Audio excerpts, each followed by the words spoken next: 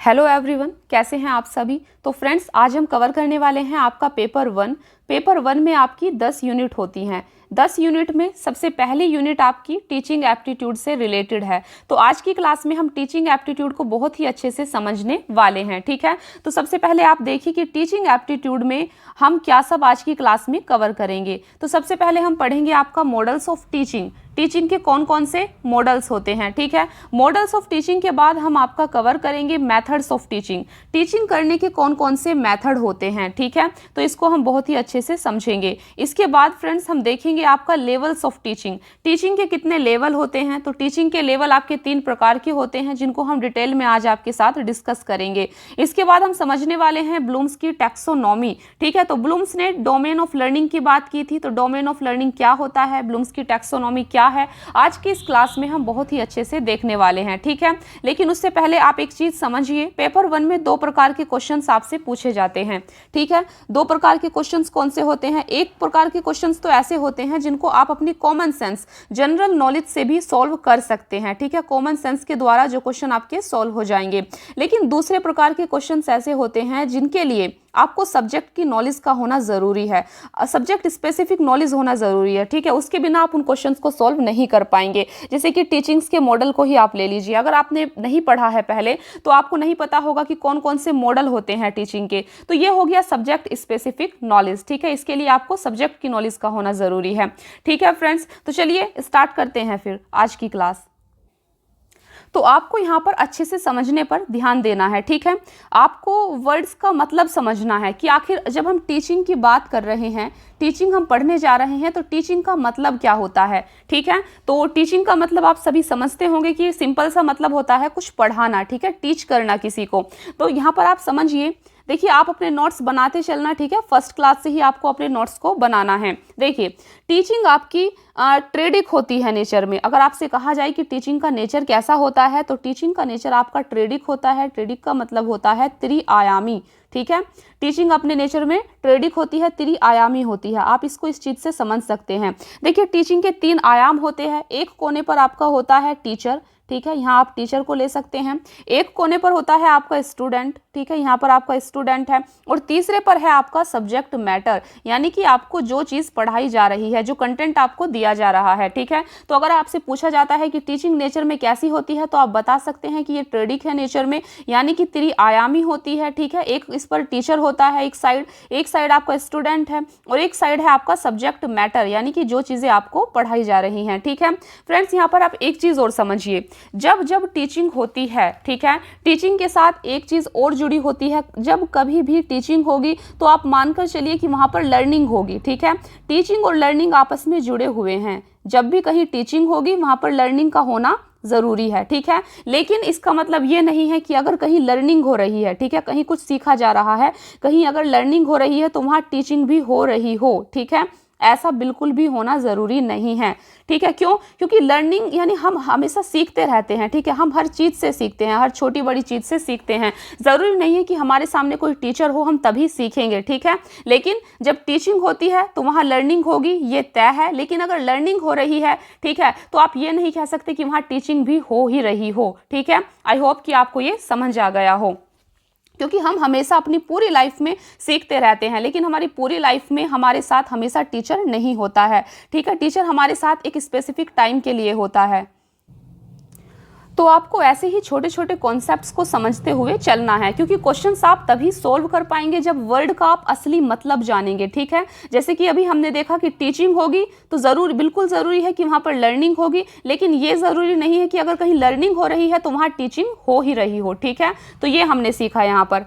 चलिए, तो सबसे पहले हम समझते हैं मॉडल्स ऑफ टीचिंग को। देखिए टीचिंग करने के 3 मॉडल्स होते हैं, ठीक है। टीचिंग के आपके 3 प्रकार के मॉडल होते हैं। सबसे पहला मॉडल है आपका पैडागोजी मॉडल, ठीक है। सबसे पहला मॉडल है आपका पैडागोजी मॉडल, और दूसरा मॉडल होता है आपका एंड्रागोजी मॉडल, ठीक है। और तीसरा आपका होता है ह्यूटागोजी मॉडल। तो समझते हैं एक एक करके कि आखिर ये क्या है। देखिए सबसे पहले है आपका पैडागोजी मॉडल। तो पैडागोजी मॉडल क्या होता है? पैडागोजी मॉडल बेसिकली स्टूडेंट्स छोटे बच्चों के लिए होता है, ठीक है फ्रेंड्स, ये छोटे बच्चों के लिए होता है पैडागोजी मॉडल। तो पैडागोजी मॉडल में क्या होता है, यहाँ पर ट्रेनर लीड लर्निंग होती है। ट्रेनर लीड लर्निंग का मतलब है कि यहाँ पर सब कुछ टीचर के ऊपर डिपेंड करता है, ठीक है। टीचर के ही जो है मतलब बुद्धि ज़्यादा चलती है यहाँ पर, ठीक है। टीचर ही सब कुछ तय करता है, डिसाइड करता है कि स्टूडेंट को क्या पढ़ाना है, क्या नहीं पढ़ाना है, ठीक है। स्टूडेंट यहाँ पर टीचर के ऊपर अपना पूरा डिपेंडेंट रहता है। ये स्टूडेंट यहाँ पर क्या है, ये लर्नर है, ठीक है, हम इसको लर्नर बोलेंगे, और ये टीचर हैं। तो लर्नर यहाँ पर अपने टीचर के ऊपर डिपेंडेंट होता है, क्योंकि वो छोटा बच्चा होता है, उसमें उसके अंदर इतनी सोचने समझने की शक्ति नहीं होती है, ठीक है। तो आपको बस यहाँ पर इतना याद रखना है कि पैडागोजी मॉडल में जो टीचिंग होती है वो ट्रेनर लीड लर्निंग होती है, ठीक है। टीचर सब कुछ यहाँ पर डिटरमाइन करता है कि क्या सब बच्चे को पढ़ाना है, ठीक है। और लर्नर क्या होता है, लर्नर यहाँ पर अपनी टीचर के ऊपर डिपेंडेंट होता है। देखिए, learner take no responsibility for their learning. Student यहाँ पर जो बच्चा होता है ये अपनी लर्निंग की बिल्कुल भी कोई रिस्पॉन्सिबिलिटी नहीं लेता है, ठीक है। तो यहाँ पर लर्नर अपनी लर्निंग की कोई रिस्पॉन्सिबिलिटी नहीं लेता है, वो अपनी टीचर के ऊपर डिपेंडेंट होता है, और ट्रेनर लीड लर्निंग होती है, ठीक है। यहाँ पर सब कुछ टीचर ही डिसाइड करता है। आई होप कि आपको पैडागोजी मॉडल समझ आ गया होगा। नेक्स्ट है आपका एंड्रागोजी मॉडल। तो एंड्रागोजी मॉडल क्या होता है? देखिए, एंड्रागोजी मॉडल में बेसिकली एडल्ट लर्निंग आती है। एडल्ट लर्निंग जब आप ग्रेजुएशन करते हैं, ठीक है, तो उस टाइम आप देखते हैं कि आपका लेक्चर होते हैं, टीचर वहां पर आती है आपकी क्लासरूम में, ठीक है, वो लेक्चर देती हैं और चली जाती हैं, ठीक है। उनका कोई मतलब नहीं होता कि स्टूडेंट पढ़े ना पढ़े, वो हर एक को नहीं बोलती है कि आपको पढ़ना ही है, ठीक है, बस वो आई, लेक्चर दिया और चली गई। तो फ्रेंड्स, ये होती है एडल्ट लर्निंग, ठीक है। ये आपका एंड्रागोजी मॉडल में आता है। आप देख सकते हैं कि यहाँ पर जिस स्टूडेंट के अंदर सेल्फ मोटिवेशन होगा, ठीक है, अंदर से मोटिवेशन होगा पढ़ने का, कुछ करने का, यहाँ पर वही पढ़ेगा, ठीक है। वरना आप देखते ही हैं कि ग्रेजुएशन के दौरान हम कैसे पढ़ाई करते हैं, ठीक है। तो ऐसा जो मॉडल होता है एंड्रागोजी मॉडल, इसमें एडल्ट लर्निंग होती है। यहाँ पर जो बच्चे की लर्निंग होती है वो सेल्फ डायरेक्टेड होती है और गोल ड्राइवन होती है। अगर किसी की जीवन का कोई उद्देश्य है तो वो अपने आप से होगा, ठीक है, उसके अंदर मोटिवेशन अंदर से होगा कि हाँ, हमें प्रोफेसर बनना है या हमें कुछ करना है, ठीक है। तो आप देख सकते हैं कि यहाँ पर जो लर्नर होता है फ्रेंड्स, वो इंडिपेंडेंट होता है, ठीक है, वो अपने टीचर पर निर्भर यहाँ पर नहीं होता है। बस यहाँ पर जो लर्नर होता है, हाँ, उसको यहाँ पर गाइडेंस चाहिए होती है अपनी टीचर की, ठीक है, कि वो जो कुछ भी अचीव करना चाहता है उसके लिए उसको अपने टीचर की गाइडेंस की ज़रूरत पड़ती है, डायरेक्शन की ज़रूरत पड़ती है, ठीक है, अपनी लर्निंग को सही दिशा देने के लिए। लेकिन आप यहाँ पर याद रखेंगे, एंड्रागोजी मॉडल में लर्नर इंडिपेंडेंट होता है, यहाँ पर टीचर का उतना ज़्यादा रोल नहीं होता है, ठीक है। वो अपने उद्देश्य के प्रति समर्पित होता है, उसको पता है कि मुझे क्या करना है, और मोटिवेशन भी इसके अंदर से आता है, ठीक है। तो ये था आपका एंड्रागोजी मॉडल। नेक्स्ट है आपका ह्यूटागोजी मॉडल। ह्यूटागोजी मॉडल क्या होता है? देखिए, ह्यूटागोजी मॉडल फ्रेंड्स, यहाँ पर सेल्फ डायरेक्टेड लर्निंग होती है, ठीक है। यहाँ पर स्टूडेंट होता है, वो खुद ही पढ़ता है, खुद ही सारी चीज़ों को डिसाइड करता है, मुझे क्या करना है, कैसे पढ़ना है, ठीक है। तो ये सेल्फ डायरेक्टेड लर्निंग होती है।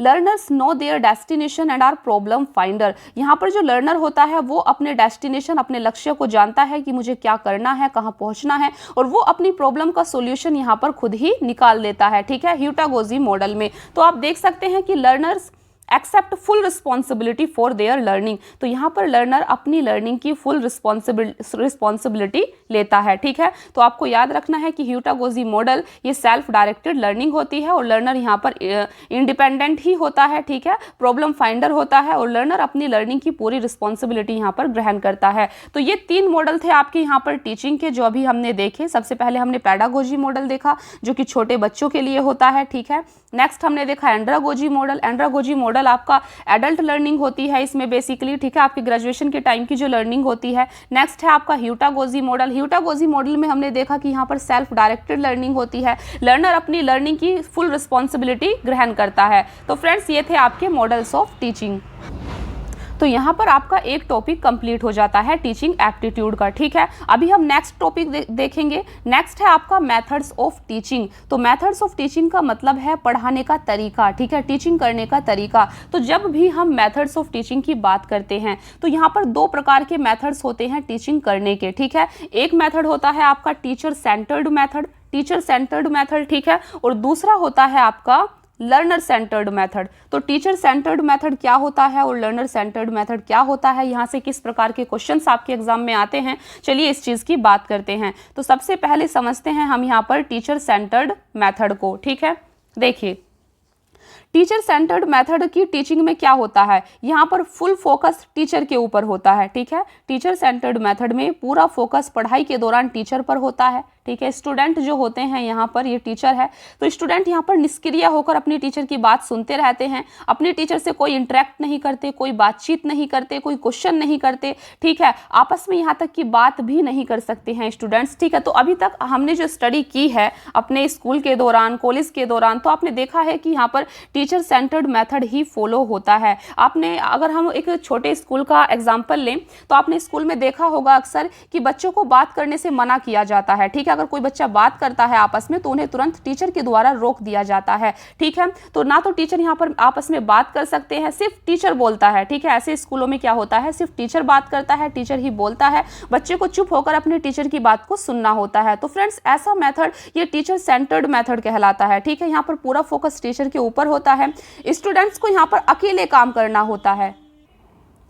तो सभी स्टूडेंट को बोला जाता है कि आप सभी अपना अपना काम कीजिए। ठीक है, इस प्रकार से जो बच्चे हैं वो आपस में ना तो बातचीत कर सकते हैं, इस प्रकार से उनकी जो कम्युनिकेशन स्किल है वो ना तो डेवलप हो पाती है, आपस में मिलजुल कर काम करने की एक आदत ना ही उनके अंदर डेवलप हो पाती है। ठीक है, तो कोलैबोरेशन का मतलब यही होता है आपस में मिलजुल कर काम करना। तो कोलैबोरेशन यहाँ पर डिस्करेज होता है। ठीक है, हतोत्साहित होता है एक तरीके से। तो टीचर सेंटर्ड मेथड इंडिया में बेसिकली अभी भी इसी मेथड को फॉलो किया जा रहा है। ठीक है, अगर आपको मैं एग्जाम्पल दूं वेस्टर्न कंट्री का, तो वेस्टर्न कंट्री में क्या होता है फ्रेंड्स, वहां पर लर्नर सेंटर्ड मेथड को अपनाया जाता है। वहां के क्लासरूम इंडिया के क्लासरूम की तरह नहीं होते हैं। ठीक है, वहां क्लासरूम अगर आपने देखा होगा, वहां पर एक टेबल होती है, बीच में टेबल के साइड में जो है चेयर्स होती हैं। ठीक है, वहां पर बच्चे बैठे होते हैं, वो आपस में किसी प्रोजेक्ट पर काम कर रहे होते हैं, तो आपस में बातचीत कर कर उस प्रोजेक्ट पर काम करते हैं। तो इससे आपस में मिलजुल कर काम करना, कम्युनिकेशन स्किल, बच्चे का माइंड डेवलप होता है इस तरीके से। ठीक है, जो कि अभी भी इंडिया के अंदर फॉलो नहीं किया जा रहा है। तो इंडिया में टीचर सेंटर्ड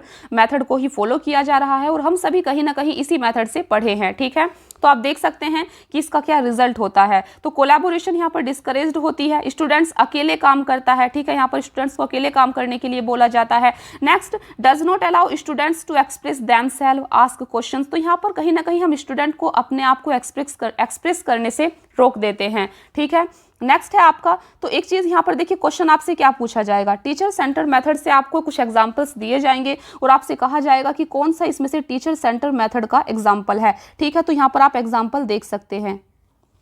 देखिए, अगर आपसे कहा जाए कि लेक्चर मेथड, तो लेक्चर मेथड्स आप सभी पढ़े होंगे। ठीक है, तो लेक्चर मेथड फ्रेंड्स ये टीचर सेंटर्ड मेथड का एक एग्जांपल है। ठीक है, प्रेजेंटेशन भी टीचर सेंटर्ड मेथड का ही एग्जांपल है। और दूसरा है आपका टीम टीचिंग। तो इन तीन में से अगर आपको कहीं भी दिखता है तो आप समझ जाना कि ये एग्जाम्पल किसके हैं, ये टीचर सेंटर्ड मेथड के एग्जाम्पल हैं। ठीक है, तो आपको समझ जाना है।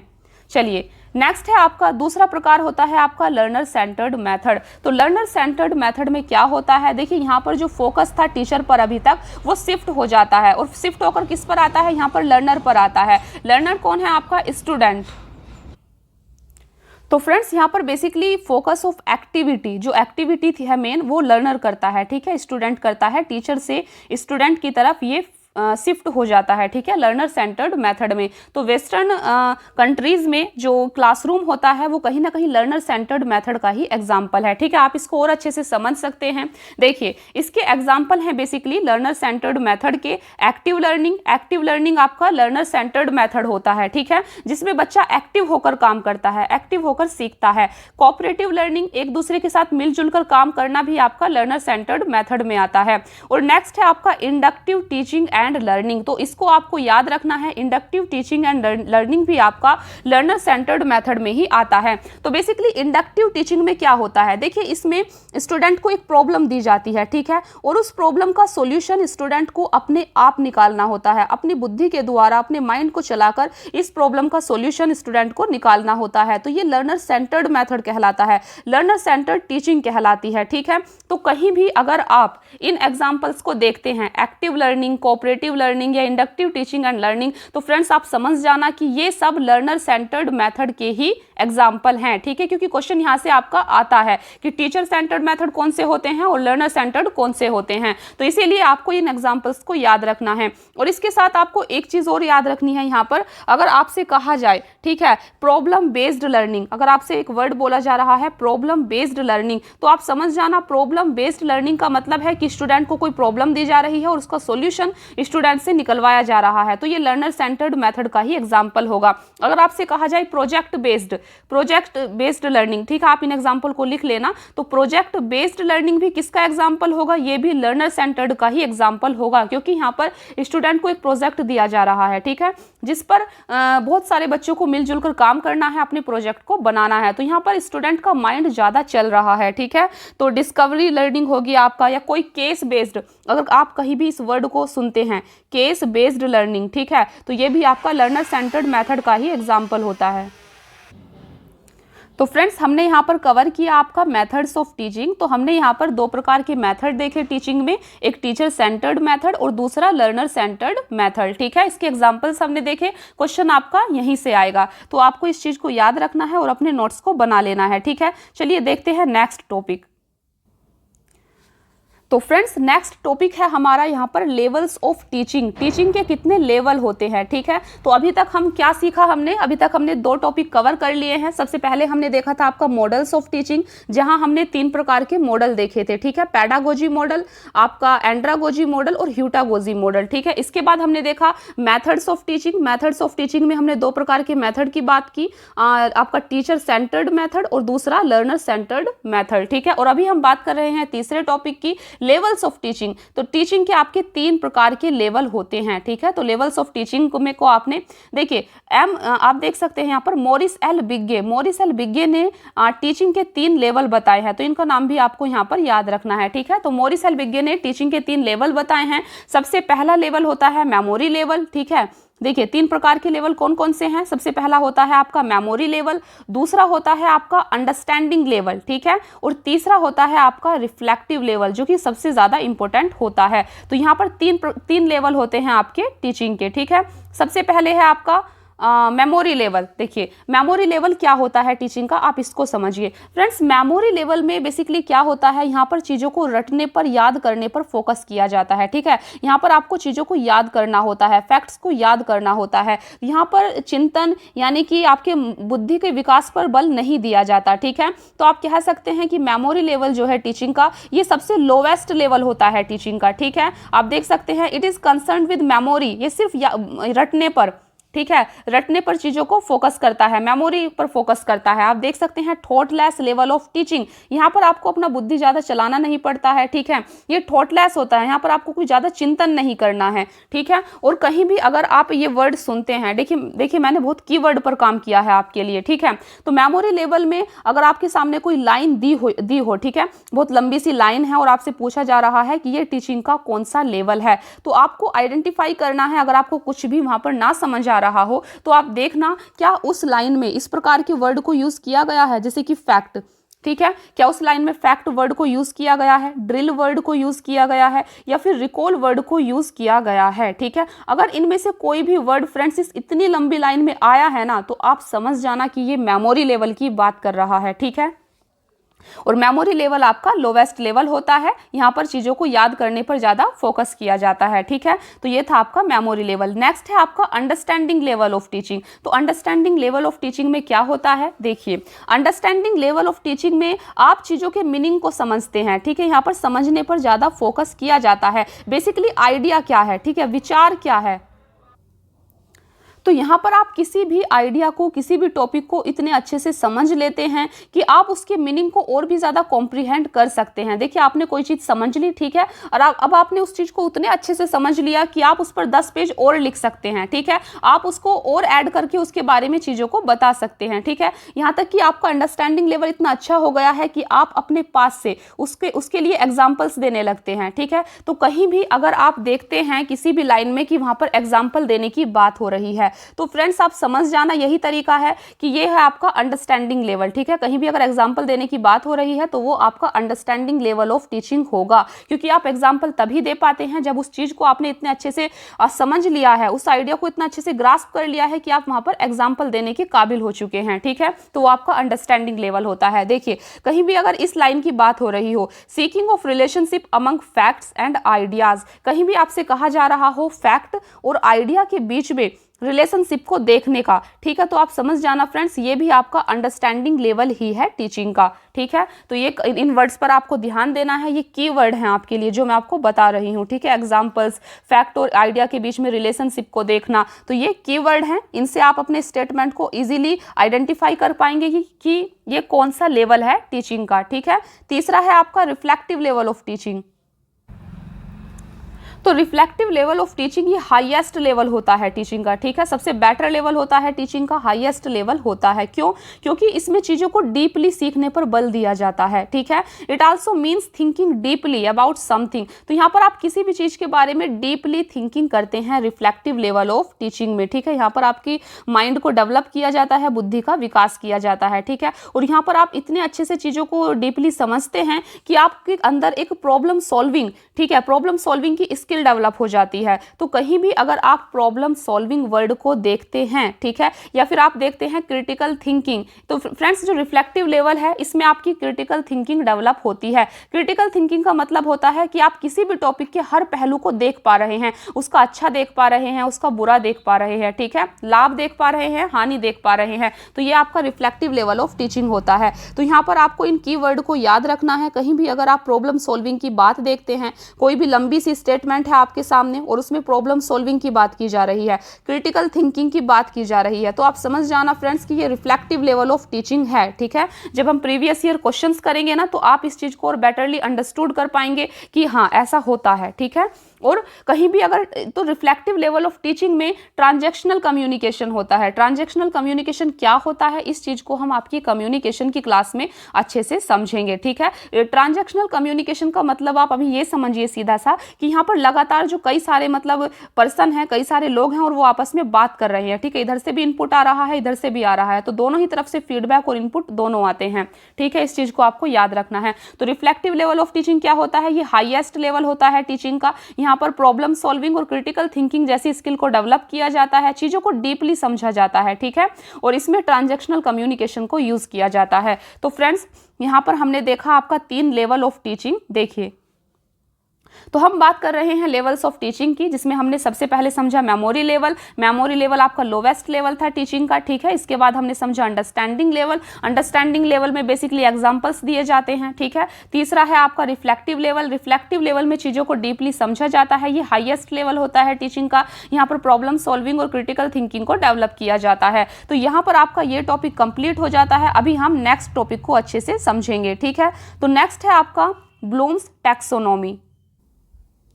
चलिए देखते हैं। तो नेक्स्ट है आपका ब्लूम्स टैक्सोनॉमी। तो फ्रेंड्स ब्लूम्स एक व्यक्ति हैं जिन्होंने डोमेन्स ऑफ लर्निंग की बात की है, ठीक है। तो बेसिकली ब्लूम्स यहाँ पर किस चीज़ के बारे में बताते हैं, ब्लूम्स बताते हैं कि हमारी जो लर्निंग है, हमारी लर्निंग कितने प्रकार से होती है, ठीक है। तो ब्लूम्स ने यहाँ पर आपको यही बताया है। डोमेन्स ऑफ लर्निंग का मतलब भी यही है कि हमारी लर्निंग कितने प्रकार से होती है, हम चीज़ों को कैसे सीखते हैं, ठीक है। तो बेसिकली ब्लूम्स ने डोमेन्स ऑफ लर्निंग को 3 कैटेगरी में डिवाइड किया है, ठीक है। तो 3 डोमेन की बात की है ब्लूम्स ने लर्निंग के। लर्निंग मीन्स होता है सीखना।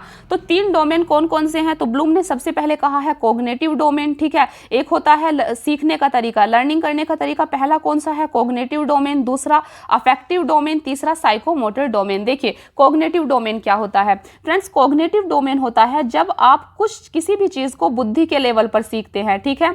अपने माइंड के लेवल पर जिस भी चीज को आप सीखते हैं वो कॉग्निटिव डोमेन के अंदर आती है। दूसरा है आपका अफेक्टिव डोमेन। अफेक्टिव डोमेन का संबंध होता है आपके मन से। जब आप किसी भी चीज को मन के लेवल पर सीखते हैं, ठीक है, तो वो आपका अफेक्टिव डोमेन के अंदर आती है। कॉग्निटिव डोमेन में हमने क्या देखा, किसी भी चीज को जब आप बुद्धि के लेवल पर सीखते हैं वो आपका कॉग्निटिव डोमेन में आता है। तीसरा है आपका साइकोमोटर डोमेन। तो जब आप किसी चीज़ को शरीर के लेवल पर सीखते हैं, ठीक है, अपनी बॉडी के लेवल पर सीखते हैं, तो वो आपका साइकोमोटर डोमेन के अंदर आपकी लर्निंग आती है। तो हम यहाँ पर बात कर रहे हैं लर्निंग की। जो ब्लूम्स ने कहा है कि हम चीज़ों को 3 प्रकार से लर्न करते हैं, सीखते हैं, एक बुद्धि के लेवल पर, दूसरा मन के लेवल पर और तीसरा शरीर के लेवल पर, ठीक है। तो यही 3 डोमेन है। देखिए, सबसे पहला है आपका कॉग्निटिव डोमेन। तो कॉग्निटिव डोमेन क्या होता है? कॉग्निटिव डोमेन में हम बुद्धि के लेवल पर कोई चीज़ को सीखते हैं, ठीक है, अपने माइंड के लेवल पर। तो बेसिकली आप कह सकते हैं कि it is a thinking domain. तो ये कौन सा डोमेन है? थिंकिंग डोमेन है। हम थिंक कहाँ से करते हैं? सोचना विचारना कहाँ से करते हैं? अपनी बुद्धि से करते हैं, माइंड से करते हैं, ठीक है। तो it is a thinking domain. Cognitive domain आपका थिंकिंग डोमेन भी होता है। यहाँ पर आपको याद क्या रखना है? आपको याद रखना है यहाँ पर बेसिकली ये जो स्टेप्स दिए हैं, ठीक है। कॉग्निटिव डोमेन में आपके 6 स्टेप आते हैं, ठीक है, ये 6 स्टेप्स आते हैं। तो आपको इनको इसी क्रोनोलॉजिकल ऑर्डर में याद रखना है। आपको ये दे दिए जाएंगे आगे पीछे करके। आपसे पूछा जाएगा कि कॉग्निटिव डोमेन के अंदर कौन कौन से स्टेप्स आते हैं, तो आपको इनको इसी तरीके से लगाना होगा एग्जाम में, ठीक है। देखिए, कॉग्निटिव डोमेन में सबसे पहले आपका आता है नॉलेज। आप किसी भी चीज को नॉलेज ग्रहण करते हैं, ठीक है, किसी भी चीज को आप सीखते हैं तो नॉलेज आप बुद्धि में ही अपना सेव करते हैं, ठीक है। तो नॉलेज आपको हुआ। नॉलेज होने के बाद आप क्या करते हैं? उस चीज को कॉम्प्रीहेंशन, इट मीन्स कि वो नॉलेज आपकी बढ़ती जाएगी, आप उसको और कॉम्प्रीहेंड करेंगे, ठीक है। फिर कॉम्प्रीहेंशन के बाद क्या होगा? एप्लीकेशन। तो जो भी ज्ञान आपको हुआ है, जो भी नॉलेज आपको हुई है, आप उसको अप्लाई करेंगे, ठीक है। अप्लाई करने के बाद एनालिसिस, उसको और एनालिसिस करेंगे, टुकड़ों में तोड़ेंगे, ठीक है, उसके हर डायमेंशन को आप समझेंगे, एनालिसिस करेंगे।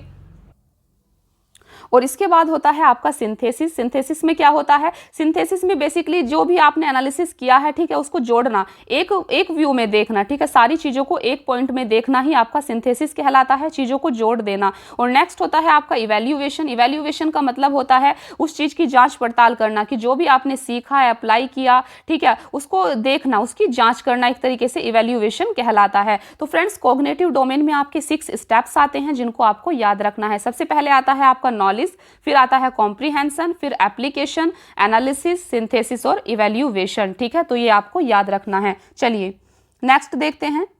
नेक्स्ट है आपका अफेक्टिव डोमेन। तो अफेक्टिव डोमेन का संबंध कहाँ से होता है? आपके मन से होता है, ठीक है। आप मन के स्तर पर जो भी लर्निंग करते हैं वो आपका अफेक्टिव डोमेन में आती है, ठीक है। तो आप कह सकते हैं it is like a feeling domain. तो आपकी जो फीलिंग्स हैं, आपका जो मन है, ठीक है, मन के स्तर पर आप जो भी लर्निंग कर रहे हैं वो आपका अफेक्टिव डोमेन में आता है। देखिए, अफेक्टिव डोमेन में आपके 5 स्टेप्स होते हैं, 5 स्टेप्स होते हैं। तो इनको आपको इसी ऑर्डर में याद रखना है। सबसे पहले होता है रिसीविंग। आप अपने मन के स्तर पर किसी भी इंफॉर्मेशन को, किसी भी विचार को रिसीव करते हैं, ठीक है, रिसीविंग। उसके बाद क्या होता है? रिस्पॉन्डिंग। जो भी विचार आपने देखा, ग्रहण किया, उस पर आप कुछ रिस्पॉन्ड करते हैं, ठीक है। आपने कोई ऐड देख लिया, तो कोई भी विचार है किसी साबुन या किसी भी चीज़ का, तो आपने एक विचार आपको मिला, ठीक है, उस विचार को आपने रिसीव किया। देन आपको हो सकता है वो जो साबुन थी, जो भी था, ठीक है, वो आपको पसंद आ गया तो आपने उस पर रिस्पॉन्ड किया, ठीक है। रिस्पॉन्ड करने के बाद आता है आपका वैल्यूइंग। तो हो सकता है कि आपको वो चीज़ पसंद आ गई हो तो आपने उसको वैल्यू दी, ठीक है, वैल्यूइंग किया।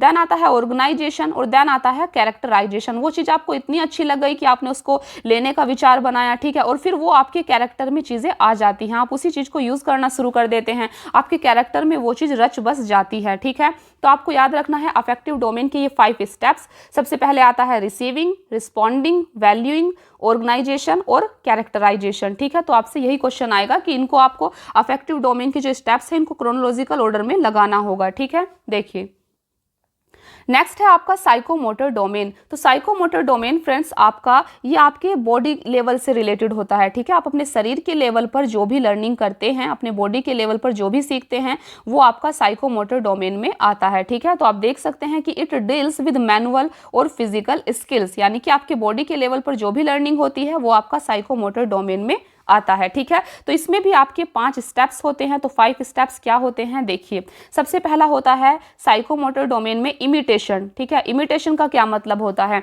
इमिटेशन का मतलब होता है नकल करना, किसी भी चीज़ की नकल करना। यहाँ पर आप एक एग्जाम्पल ले सकते हैं डांस का। आपको अगर डांस सीखना है, ठीक है, तो आपको क्या करना होगा? किसी दूसरे इंसान से उसके डांस स्टेप्स की नकल करनी होगी, ठीक है, इमिटेशन करना होगा। तो ये लर्निंग आपकी कहाँ हो रही है? ये लर्निंग आपकी शरीर के लेवल पर हो रही है, बॉडी के लेवल पर आपकी लर्निंग है, ठीक है, डांस को सीखना।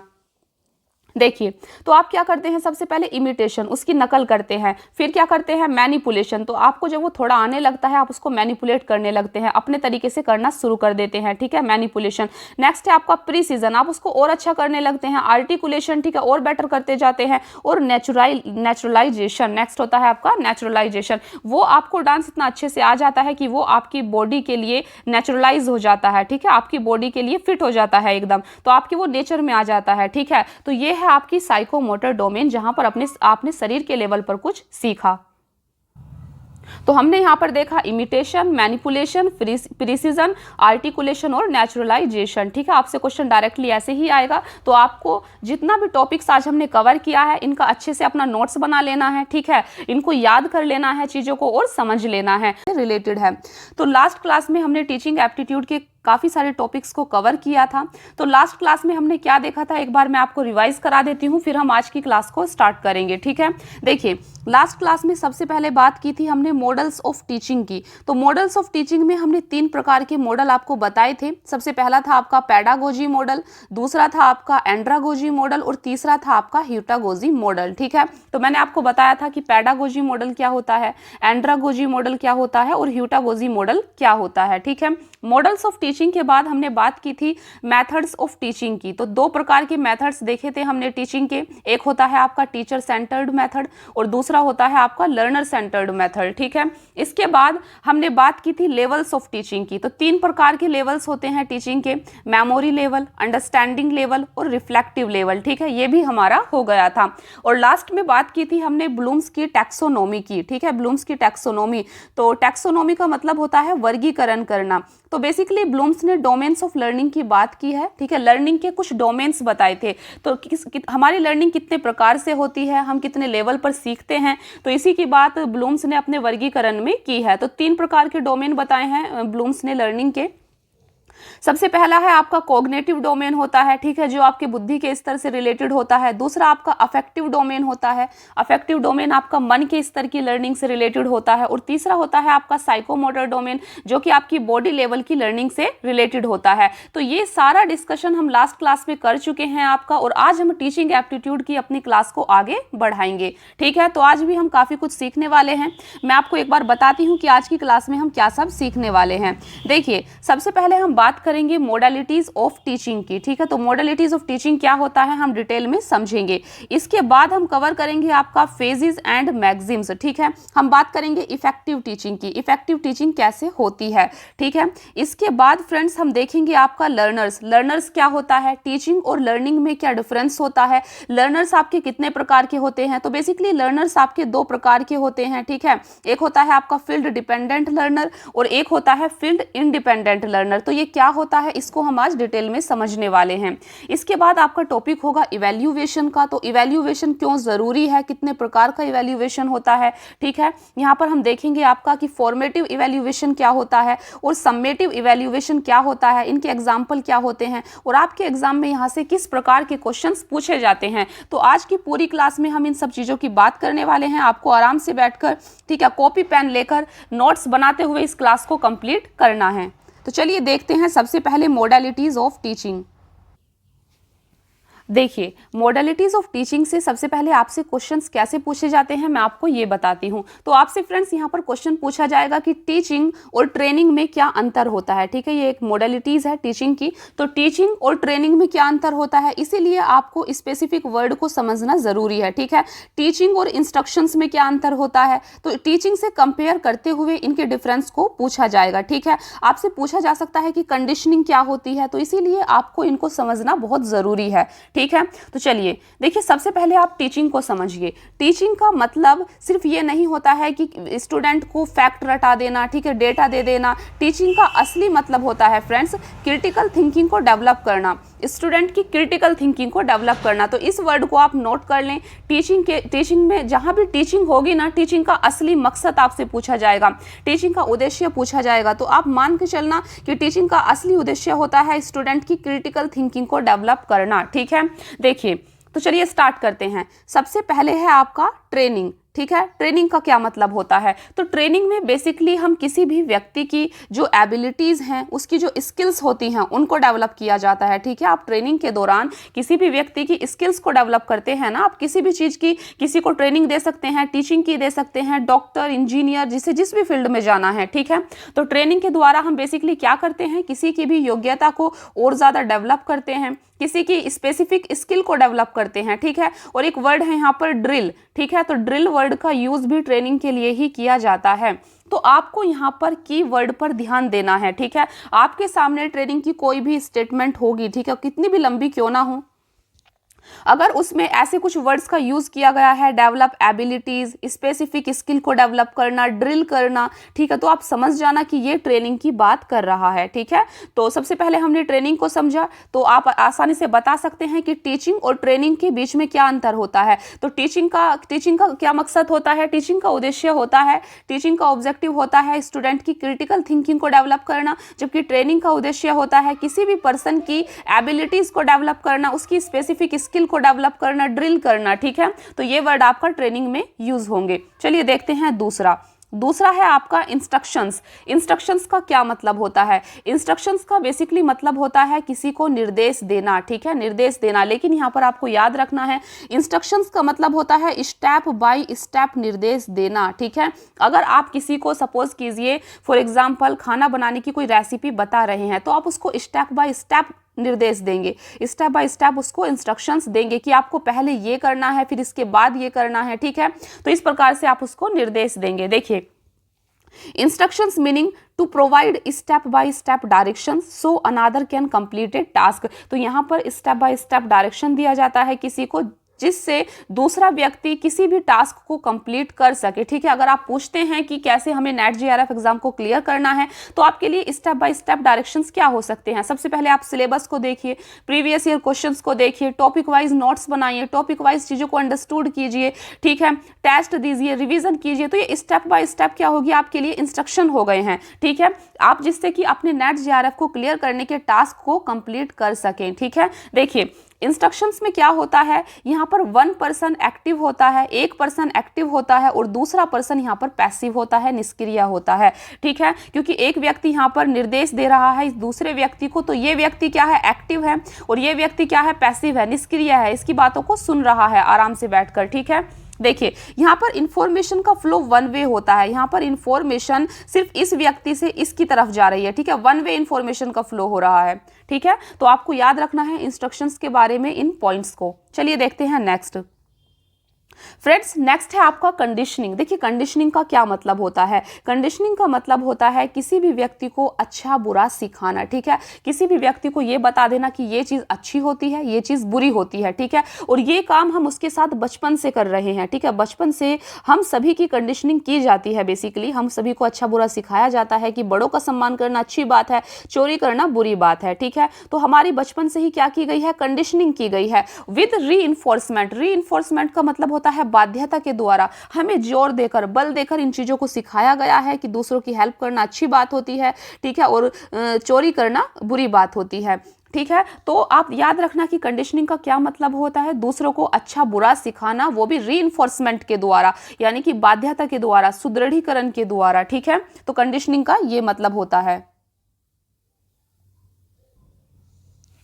नेक्स्ट है आपका इंडोक्ट्रिनेशन। इंडोक्ट्रिनेशन का क्या मतलब होता है, इंडोक्ट्रिनेशन का मतलब होता है पहले से बने बनाए सिद्धांत। जो पहले से बने बनाए सिद्धांत है, उन्हें किसी भी व्यक्ति को, ठीक है, बिना इन पर क्वेश्चन किए हुए मानने के लिए एक्सेप्ट करना, मानने के लिए फोर्स करना, ठीक है, एक्सेप्ट करने के लिए फोर्स करना। तो इंडोक्ट्रिनेशन क्या होता है, पहले से बने बनाए सिद्धांत। आप देख सकते हैं इसका मतलब, teaching someone to accept a set of belief without questioning them, ठीक है। तो यहाँ पर एक सेट ऑफ बिलीफ्स होते हैं, पहले से बने बनाए सिद्धांत होते हैं, जिनको किसी को एक्सेप्ट करने के लिए फोर्स किया जाता है विदाउट उन पर क्वेश्चन किए हुए, ठीक है। आप इन पर क्वेश्चन नहीं कर सकते हैं इन पहले से बने बनाए सिद्धांत पर, इंडोक्ट्रिनेशन के द्वारा। तो फ्रेंड्स बेसिकली यहाँ पर वन वे इम्पोजिशन होता है आइडियाज़ का from teacher to the students, ठीक है। टीचर से स्टूडेंट पर यहाँ पर जो विचार हैं टीचर के, ठीक है, उनका एक तरफा स्टूडेंट्स के ऊपर इम्पोजिशन होता है, ठीक है, उसके ऊपर डाले जाते हैं, एक तरीके से आप बोल सकते हैं। तो इंडोक्ट्रिनेशन का क्या मतलब होता है, किसी को भी एक निश्चित सेट ऑफ बिलीफ्स को उन पर क्वेश्चन किए हुए बिना एक्सेप्ट करने के लिए बाध्य करना, ठीक है, ये आपका इंडोक्ट्रिनेशन कहलाता है। नेक्स्ट है आपका लर्निंग। लर्निंग के बारे में हमने कल भी बात की थी। तो लर्निंग क्या होता है, लर्निंग आपका एक कॉन्टिन्यूअस प्रोसेस होता है, ठीक है। लर्निंग कभी रुकती नहीं है, हमारी लर्निंग हमारी पूरी लाइफ टाइम चलती रहती है, ठीक है। तो लर्निंग क्या है आपका, ये कॉन्टिन्यूअस प्रोसेस है। लर्निंग आपकी टीचर के बिना भी होती है, ठीक है। जरूरी नहीं है कि जब टीचर आपको पढ़ा रहा है तभी आपकी लर्निंग हो, ठीक है। लर्निंग आपकी पूरी लाइफ होती है, हम हर चीज़ से अपनी लाइफ में सीखते रहते हैं। नेक्स्ट है आपका टीचिंग। तो टीचिंग का बेसिकली क्या मकसद होता है, तो एक कीवर्ड मैं आपको बताई हूँ। टीचिंग का असली मकसद होता है क्रिटिकल थिंकिंग को डेवलप करना, ठीक है। क्रिटिकल थिंकिंग का मतलब है आप किसी भी टॉपिक के, किसी भी चीज़ के हर डायमेंशन को देख पा रहे हैं, उसका अच्छा बुरा, ठीक है, उसकी पॉजिटिव साइड क्या है, नेगेटिव साइड्स क्या है, तो आप उसको अच्छे से एनालिसिस कर पा रहे हैं, यही आपकी क्रिटिकल थिंकिंग होती है। तो टीचिंग का असली मतलब क्रिटिकल थिंकिंग को डेवलप करना होता है। नेक्स्ट है आपका काउंसलिंग। काउंसलिंग का क्या मतलब होता है, देखिए काउंसलिंग का मतलब है टीचर के द्वारा यहाँ पर स्टूडेंट को पहले उसकी बातों को सुना जाता है, स्टूडेंट की, ठीक है। उसके बाद उसकी प्रॉब्लम को सुनने के बाद स्टूडेंट को गाइड किया जाता है टीचर के द्वारा, ठीक है। उसको एम्पावर किया जाता है, मोटिवेट किया जाता है। तो बेसिकली काउंसलिंग क्या होती है, काउंसलिंग में सबसे पहला स्टेप होता है किसी की भी बात को सुनना, ठीक है, टू लिसन। इसके बाद उसको गाइड करना, एम्पावर करना, ठीक है। इस चीज़ को आपको यहाँ पर याद रखना है। तो फ्रेंड्स ये थे हमारे कुछ modalities of teaching. Modalities basically इसका मतलब होता है सिद्धांत, ठीक है। टीचिंग के कुछ सिद्धांत हैं यहाँ पर जो हमने अभी देख लिए हैं। चलिए नेक्स्ट टॉपिक अब हम कवर करते हैं अपना। तो नेक्स्ट है आपका फेजेस एंड मैक्सिम्स, ठीक है। तो आखिर ये क्या होते हैं, फेजेस का मतलब है टीचिंग के कितने फेज होते हैं जब हम टीचिंग करते हैं, तो कैसे हमें तैयारी करना होता है, कितने फेज होते हैं आखिर टीचिंग के। और मैक्सिम्स का मतलब होता है छोटे छोटे सिद्धांत जिनको हमें टीचिंग के दौरान याद रखना होता है, जिसके कारण हमारी टीचिंग इफेक्टिव बन पाती है, ठीक है। इन फेजेस और मैक्सिम्स के कारण ही, ठीक है, हमारी टीचिंग इफेक्टिव बन पाती है। तो कैसे बन पाती है ये अभी देखेंगे। तो अभी हम यहाँ पर समझने वाले हैं इफेक्टिव टीचिंग कैसे होती है, ठीक है। तो जिसमें हम सबसे पहले बात करते हैं फेजेस की, टीचिंग के फेजेस की। देखिए टीचिंग के फेजेस का मतलब है कि टीचिंग आपकी कितने फेज में होती है, ठीक है। जब हम टीचिंग करते हैं तो आखिर क्या प्रोसेस होता है, तो उसी प्रोसेस की बात यहाँ पर की गई है। देखिए टीचिंग के दौरान सबसे पहले फेज होता है आपका प्री एक्टिव फेज। तो प्री एक्टिव फेज में क्या होता है फ्रेंड्स, प्री एक्टिव फेज वो होता है जब टीचर को कोई क्लास लेनी है, क्लास लेने से पहले टीचर जो कंटेंट रेडी करता है, ठीक है, पढ़ाने से पहले की जो तैयारी होती है टीचर की, वो आपका प्री एक्टिव फेज कहलाता है। जिसमें टीचर क्या करता है, प्लानिंग करता है, ठीक है। अगर आप से पूछा जाए कि प्लानिंग कौन से टीचिंग फेज से रिलेटेड है, ठीक है, प्री एक्टिव, इंटरैक्टिव या पोस्ट एक्टिव, तो आपको याद रखना है कि प्लानिंग प्री एक्टिव फेज से रिलेटेड है, ठीक है। इसी तरीके से आपसे क्वेश्चंस पूछे जाएंगे। नेक्स्ट है आपका इंटरैक्टिव। तो इंटरैक्टिव कौन सा फेज होता है, ये वो फेज होता है जब टीचर अपने स्टूडेंट्स की क्लास ले रहा होता है, स्टूडेंट्स से इंटरैक्ट कर रहा होता है, बातचीत कर रहा होता है, ठीक है। तो ये दूसरा फेज होता है। बेसिकली इसमें ऑर्गेनाइजिंग का काम किया जाता है, ठीक है, मैनेजमेंट का काम किया जाता है, अपने स्टूडेंट्स को संभालना, उनसे इंटरैक्ट करना, स्टूडेंट्स को मोटिवेट करना क्लास के दौरान, ठीक है। तो ये सारी जो कीवर्ड है ऑर्गेनाइजिंग, मैनेजमेंट या फिर मोटिवेटिंग, आपको याद रखना है ये टीचिंग फेज के इंटरैक्टिव फेज से रिलेटेड है, ठीक है। इसको आपको याद रखना है।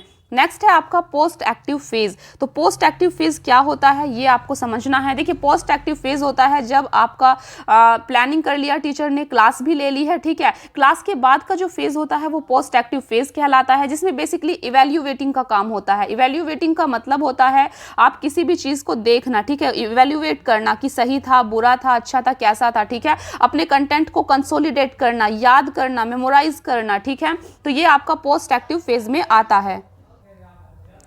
तो फ्रेंड्स आपको इन कीवर्ड पर ध्यान देना है। अगर आपसे पूछा जाए इवैल्यूएटिंग, कंट्रोलिंग या कंसोलिडेशन, ये कीवर्ड कौन से फेज से रिलेटेड है टीचिंग के, ठीक है, बस आपको इतना याद रखना है कि ये पोस्ट एक्टिव फेज से रिलेटेड हैं, ठीक है। तो ये था हमारा टीचिंग फेजेस। नेक्स्ट है आपका मैक्सिम्स ऑफ टीचिंग। तो मैक्सिम्स ऑफ टीचिंग क्या होता है, देखिए मैक्सिम्स का मतलब होता है basically short statement. Short statement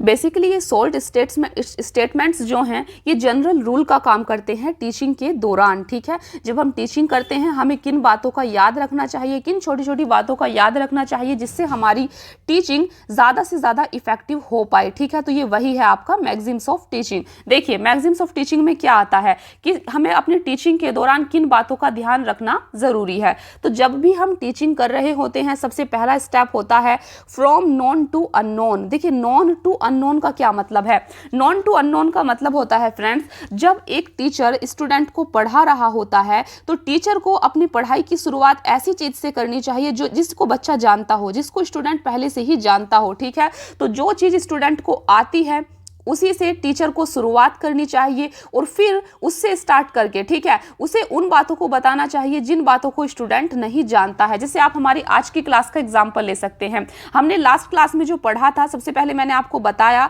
कि हमने लास्ट क्लास में ये चीज़ें पढ़ी थी, मॉडल्स ऑफ टीचिंग पढ़ी थी, ठीक है, लेवल्स ऑफ टीचिंग को पढ़ा था। तो कहीं ना कहीं आप इन चीज़ों को जानते थे पहले से, ठीक है, क्योंकि आपने क्लास की हुई है। इसके बाद मैं आपको अननोन चीज़ें बता रही हूँ, जो मैगजीम्स ऑफ टीचिंग जो भी हम आज की क्लास में डिस्कस कर रहे हैं ये सब आपके लिए अननोन है, ठीक है। जो भी बच्चा पहली बार इस क्लास को कर रहा है तो हमें क्या करना होता है, तो टीचिंग के दौरान एक टीचर को नॉन से अननोन की तरफ स्टूडेंट को लेकर जाना होता है, ठीक है, तभी हमारी टीचिंग इफेक्टिव हो पाती है।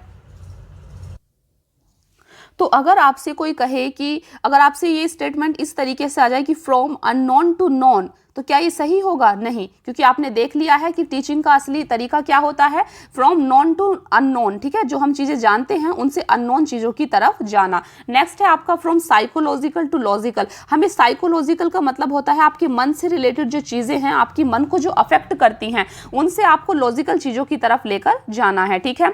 नेक्स्ट है from simple to complex. Simple चीजों से कॉम्प्लेक्स की तरफ जाना है। ऐसा नहीं है कि आपको टीचिंग के दौरान शुरू में ही स्टूडेंट्स को बहुत ज्यादा जटिल चीजों को बता देना है जिससे उसका कॉन्फिडेंस ही लूज हो जाए, तो ऐसा नहीं करना है। पहले आपको स्टूडेंट्स को सिंपल चीजों को समझाना है, उसके बाद आपको उसे कॉम्प्लेक्स चीजों की तरफ लेकर जाना है, ठीक है। नेक्स्ट है from empirical to rational. Empirical का मतलब होता है जो चीजें आपको दिखाई देती हैं, जिसको आप देख सकते हैं, ठीक है। तो आपको फ्रॉम एम्पिरिकल चीजों से रेशनल चीजों की तरफ लेकर जाना है। रेशनल क्या होता है? तार्किकता, ठीक है, जिसको आप देख नहीं सकते, फील कर सकते हैं। तो आपको एम्पिरिकल से रेशनल की तरफ जाना है। नेक्स्ट है आपका फ्रॉम कॉन्क्रीट टू एब्स्ट्रैक्ट। इसका मतलब भी यही है। कॉन्क्रीट का मतलब होता है जिन चीज़ों को आप देख सकते हैं, एब्स्ट्रैक्ट का मतलब होता है जिन चीज़ों को आप देख नहीं सकते, सिर्फ महसूस कर सकते हैं, ठीक है। तो हमें कॉन्क्रीट से एब्स्ट्रैक्ट चीज़ों की तरफ जाना है। चलिए देखते हैं नेक्स्ट है आपका फ्रॉम पार्टिकुलर टू जनरल। हमें पार्टिकुलर चीज़ों से जनरल की तरफ जाना होता है। पार्टिकुलर का मतलब होता है, देखिए ये पार्टिकुलर चीज़ें हो गई, ठीक है, ये सब चीज़ें अलग अलग डायमेंशंस हैं, तो हमें पहले हर डायमेंशन को समझना है अच्छे से। इसके बाद हमें एक जनरल स्टेटमेंट बनानी है इन सभी के लिए, ठीक है, कि ये सभी अच्छे हैं, बुरे हैं या जैसे भी हैं, ठीक है। तो हमने पहले पार्टिकुलर हर एक इंसान को देखा यहाँ पर, ठीक है, और फिर बाद में हमने एक जनरल स्टेटमेंट इन सभी के लिए बनाई। तो हमें पार्टिकुलर से जनरल की तरफ जाना होता है। नेक्स्ट है आपका फ्रॉम इंडक्शन टू डिडक्शन। तो आपको बस इतना याद रखना है यहाँ पर कि इंडक्शन से डिडक्शन की तरफ जाना होता है। नेक्स्ट है from analysis to synthesis. Analysis से सिंथेसिस की तरफ जाना होता है। पहले आपको हर चीज को एनालाइज करना है, ठीक है, और बाद में उसको सिंथेसाइज करना है, ठीक है। देखिए नेक्स्ट है आपको फ्रॉम होल टू पार्ट।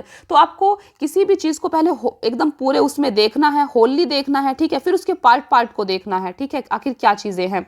तो फ्रॉम होल टू हम पार्ट में जाते हैं, ठीक है। तो फ्रेंड्स ये थे आपके maxims of teaching. Maxims of teaching का मतलब होता है आपको इफेक्टिव टीचिंग करने के लिए जिन सिद्धांतों को, ठीक है, टीचिंग के दौरान याद रखना होता है। तो ये चीजें हमने देखी। चलिए देखते हैं नेक्स्ट। तो नेक्स्ट टॉपिक है आपका लर्नर्स।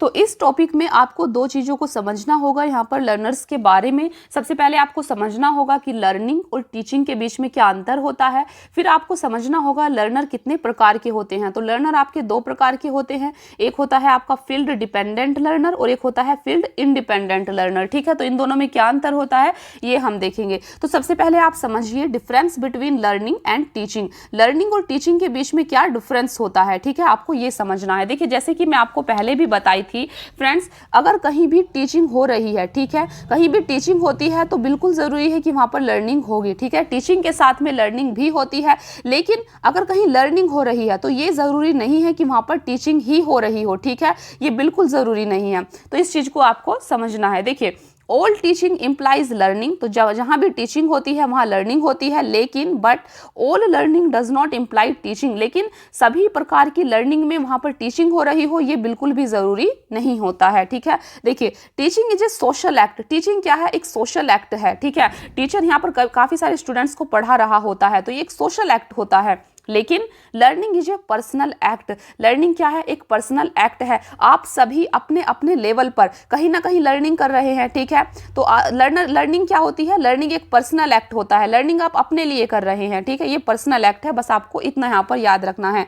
चलिए देखते हैं, अभी आपको समझना है टाइप्स ऑफ लर्नर को, लर्नर कितने प्रकार के होते हैं। तो लर्नर आपके यहाँ पर दो प्रकार के होते हैं, पहला होता है आपका फील्ड डिपेंडेंट लर्नर और दूसरा होता है आपका फील्ड इंडिपेंडेंट लर्नर। ठीक है, तो सबसे पहले आप समझिए कि फील्ड डिपेंडेंट लर्नर क्या होता है। तो फील्ड डिपेंडेंट लर्नर का मतलब ये होता है फ्रेंड्स, देखिए टीचर पर dependent for learning in classroom. सबसे पहले आप आसान भाषा में इस चीज को समझिए, कोई क्लासरूम है, ठीक है, एक क्लासरूम की बात कर रहे हैं हम, यहाँ पर क्लासरूम है और ये आपका टीचर है। ठीक है, यहाँ पर काफी सारे आपके स्टूडेंट्स हैं, तो आप इस चीज को ऐसे बेटर समझ पाएंगे। ठीक है, काफी सारे स्टूडेंट है क्लास में।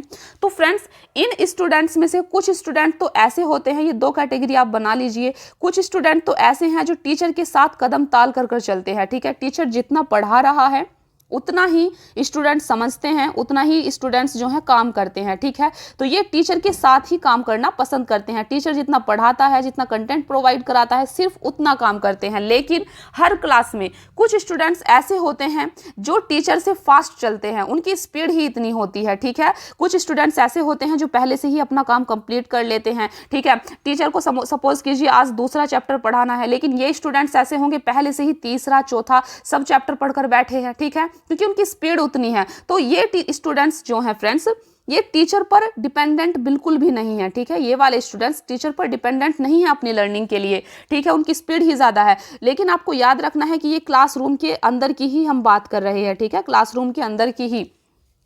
तो बेसिकली ये वाले जो स्टूडेंट है वो क्लासरूम का जो कंटेंट है, एनवायरनमेंट है, उस पर डिपेंडेंट नहीं है। लेकिन ये वाले स्टूडेंट अपने टीचर पर डिपेंडेंट होते हैं, सिर्फ उतना पढ़ते हैं जितना उनका टीचर उन्हें पढ़ाता है। ठीक है, तो ये वाले जितना मतलब अपने टीचर पर जो डिपेंडेंट हैं, ठीक है, ये कहलाते हैं आपके फील्ड डिपेंडेंट लर्नर। और दूसरे जो टीचर से आगे चलते हैं, हमेशा पहले से अपनी चीज़ों को तैयार कर लेते हैं बिना टीचर के ही, ठीक है, वो कहलाते हैं आपके फील्ड इंडिपेंडेंट लर्नर। ठीक है, आई होप कि आपको समझ आ गया हो इस एग्जाम्पल से। देखिए एक बार मैं आपको बताती हूं, देखिए फील्ड डिपेंडेंट लर्नर, तो टीचर पर dependent for learning in classroom. तो ये कैसे स्टूडेंट होते हैं फील्ड डिपेंडेंट लर्नर, ये ऐसे स्टूडेंट होते हैं जो क्लासरूम में अपनी टीचर पर अपनी लर्निंग के लिए डिपेंडेंट होते हैं। ठीक है, अपनी टीचर के साथ ही उतना ही काम करते हैं जितना टीचर कराते हैं। ठीक है, आप देख सकते हैं people are better at learning social material and learning it in a social way. तो ये एक सोशल वे यानी कि सामाजिक तरीके से ही अपना लर्निंग को करते हैं, यानी कि जैसे दूसरे स्टूडेंट पढ़ रहे हैं वैसे ही ये भी पढ़ते रहते हैं। ठीक है, सब एक साथ ही पढ़ते हैं, किसी को आगे निकलने की कोई जल्दी नहीं होती। दूसरे होते हैं आपके फील्ड इंडिपेंडेंट लर्नर। तो फील्ड इंडिपेंडेंट लर्नर क्या होते हैं, देखिए तो फ्रेंड्स ये कुछ ऐसे स्टूडेंट्स होते हैं जो प्रोवाइडेड मटेरियल पर कम रिलायंट करते हैं। ठीक है, ये क्लासरूम के दौरान सेल्फ मोटिवेटेड होते हैं पढ़ने के लिए। ठीक है, आप देख सकते हैं people are less reliant on being provided with a structure to the subject. तो जो उनको प्रोवाइड किया जा रहा है सब्जेक्ट में वो उस पर लेस रिलायंट होते हैं, कम निर्भर करते हैं ऐसे स्टूडेंट्स। ठीक है, और ये ज़्यादा से ज़्यादा सेल्फ मोटिवेटेड होते हैं क्लासरूम के दौरान पढ़ने के लिए। ठीक है, तभी ये अपना आगे का पहले ही करके बैठ चुके होते हैं। तो आप में से काफ़ी सारे स्टूडेंट्स होंगे जो फील्ड इंडिपेंडेंट लर्नर होंगे और कुछ स्टूडेंट्स होंगे जो फील्ड डिपेंडेंट लर्नर होंगे। ठीक है, तो आप ये खुद आइडेंटिफाई कर सकते हैं। चलिए नेक्स्ट है आपका इवैल्यूएशन। तो इवैल्यूएशन क्या होता है इसको समझते हैं। देखिए तो इवैल्यूएशन का मतलब होता है, आप सिंपल समझ सकते हैं कि आपने कोई टेस्ट दिया। ठीक है, आप उस टेस्ट के द्वारा समझ पा रहे हैं कि आपने कितना सीखा, आपको कितना याद हुआ, कहाँ पर कमी है। ठीक है, तो ये क्या कर रहे हैं, ये आप अपना इवैल्यूएशन कर रहे हैं। ठीक है, देखिए तो basically evaluation system helps in assessing the whole teaching learning process. तो जो टीचिंग और लर्निंग की प्रोसेस है, ठीक है, कैसे पता चलेगा कि टीचिंग और लर्निंग अच्छे से हो रही है या नहीं हो रही है। तो ये पता चलता है हमें टेस्ट के द्वारा। जब टेस्ट लिए जाते हैं, ठीक है, तो हमें पता चलता है कि हमें कितना आ रहा है, हम कितना सीख रहे हैं, कितने स्कोर कर पा रहे हैं, ठीक है। ये आपका इवैल्यूएशन कहलाता है। तो ये इसलिए किया जाता है so that the best practices can be scaled up और कंटिन्यूड, ताकि जो चीजें हम अच्छी कर रहे हैं, ठीक है, उनको हम कंटिन्यू कर पाएं, and the backlogs can be removed, और जो कमी रह रही है हमारी टीचिंग या फिर लर्निंग के दौरान उसको हम हटा सके, रिमूव कर सके। इसीलिए आपसे कहा जाता है कि आप क्लास के बाद कमेंट कीजिए आपको कितना समझ आ रहा है, ठीक है, कहां पर कमी रह रही है, कहां पर आपको प्रॉब्लम हो रही है। तो इसीलिए आपको कमेंट करने के लिए बोला जाता है ताकि आपका इवैल्यूएशन हो सके साथ में, ठीक है। तो ये इवैल्यूएशन किस लिए जरूरी होता है? ताकि जो हमारी बेस्ट चीजें हैं, जिससे कि अगर आपको चीजें अच्छे से समझ में आ रही हैं तो हम उनको कंटिन्यू कर पाएं, ठीक है, और जहां पर कमी रह रही है उनको रिमूव कर सके, ठीक है। यही आपका इवैल्यूएशन कहलाता है। तो आपको यहाँ पर याद रखना है इवैल्यूएशन बेसिकली यहाँ पर 2 प्रकार का होता है जो काफी इंपॉर्टेंट है। यहाँ पर लास्ट ईयर में काफी सारे क्वेश्चन यहाँ से पूछे गए हैं, ठीक है। देखिए, तो फ्रेंड्स यहाँ पर आपके 2 प्रकार का इवैल्यूएशन होता है। एक होता है आपका फॉर्मेटिव इवैल्यूएशन, ठीक है, और एक होता है आपका सम्मेटिव इवैल्यूएशन। तो आपको समझना है, यहाँ पर कीवर्ड पर ध्यान देना है, ठीक है। देखिए, फॉर्मेटिव इवैल्यूएशन क्या होता है? फॉर्मेटिव इवैल्यूएशन ऐसा होता है जो कोर्स के बीच बीच में जो आपके टेस्ट होते हैं। देखिए, कोई कोर्स आपका चल रहा है, ठीक है, कोई कोर्स चल रहा है और उसके बीच में जो आपके टेस्ट लिए जाते हैं, ये बीच में जो आपके टेस्ट हो रहे हैं, ये आपका फॉर्मेटिव इवैल्यूएशन कहलाता है, ठीक है। कोर्स के दौरान जो आपके टेस्ट हो रहे हैं, तो आप देख सकते हैं। तो it can be defined as a classroom interaction between teacher and students in order to know the students learning status. तो आप इसको फॉर्मेटिव इवैल्यूएशन को इस प्रकार से भी ले सकते हैं, क्लास के दौरान जो टीचर और स्टूडेंट के बीच में इंटरेक्शन होता है, बातचीत होती है, ठीक है, स्टूडेंट्स के लर्निंग स्टेटस को जानने के लिए, तो ये भी आपका एक प्रकार का फॉर्मेटिव इवैल्यूएशन ही कहलाता है, ठीक है। देखिए, formative evaluation can be carried out at any stage of the learning process, ठीक है। ये हमारा लर्निंग प्रोसेस है, ये हमारा लर्निंग प्रोसेस है। तो इसके किसी भी स्टेज में आपका फॉर्मेटिव इवैल्यूएशन हो सकता है, ठीक है।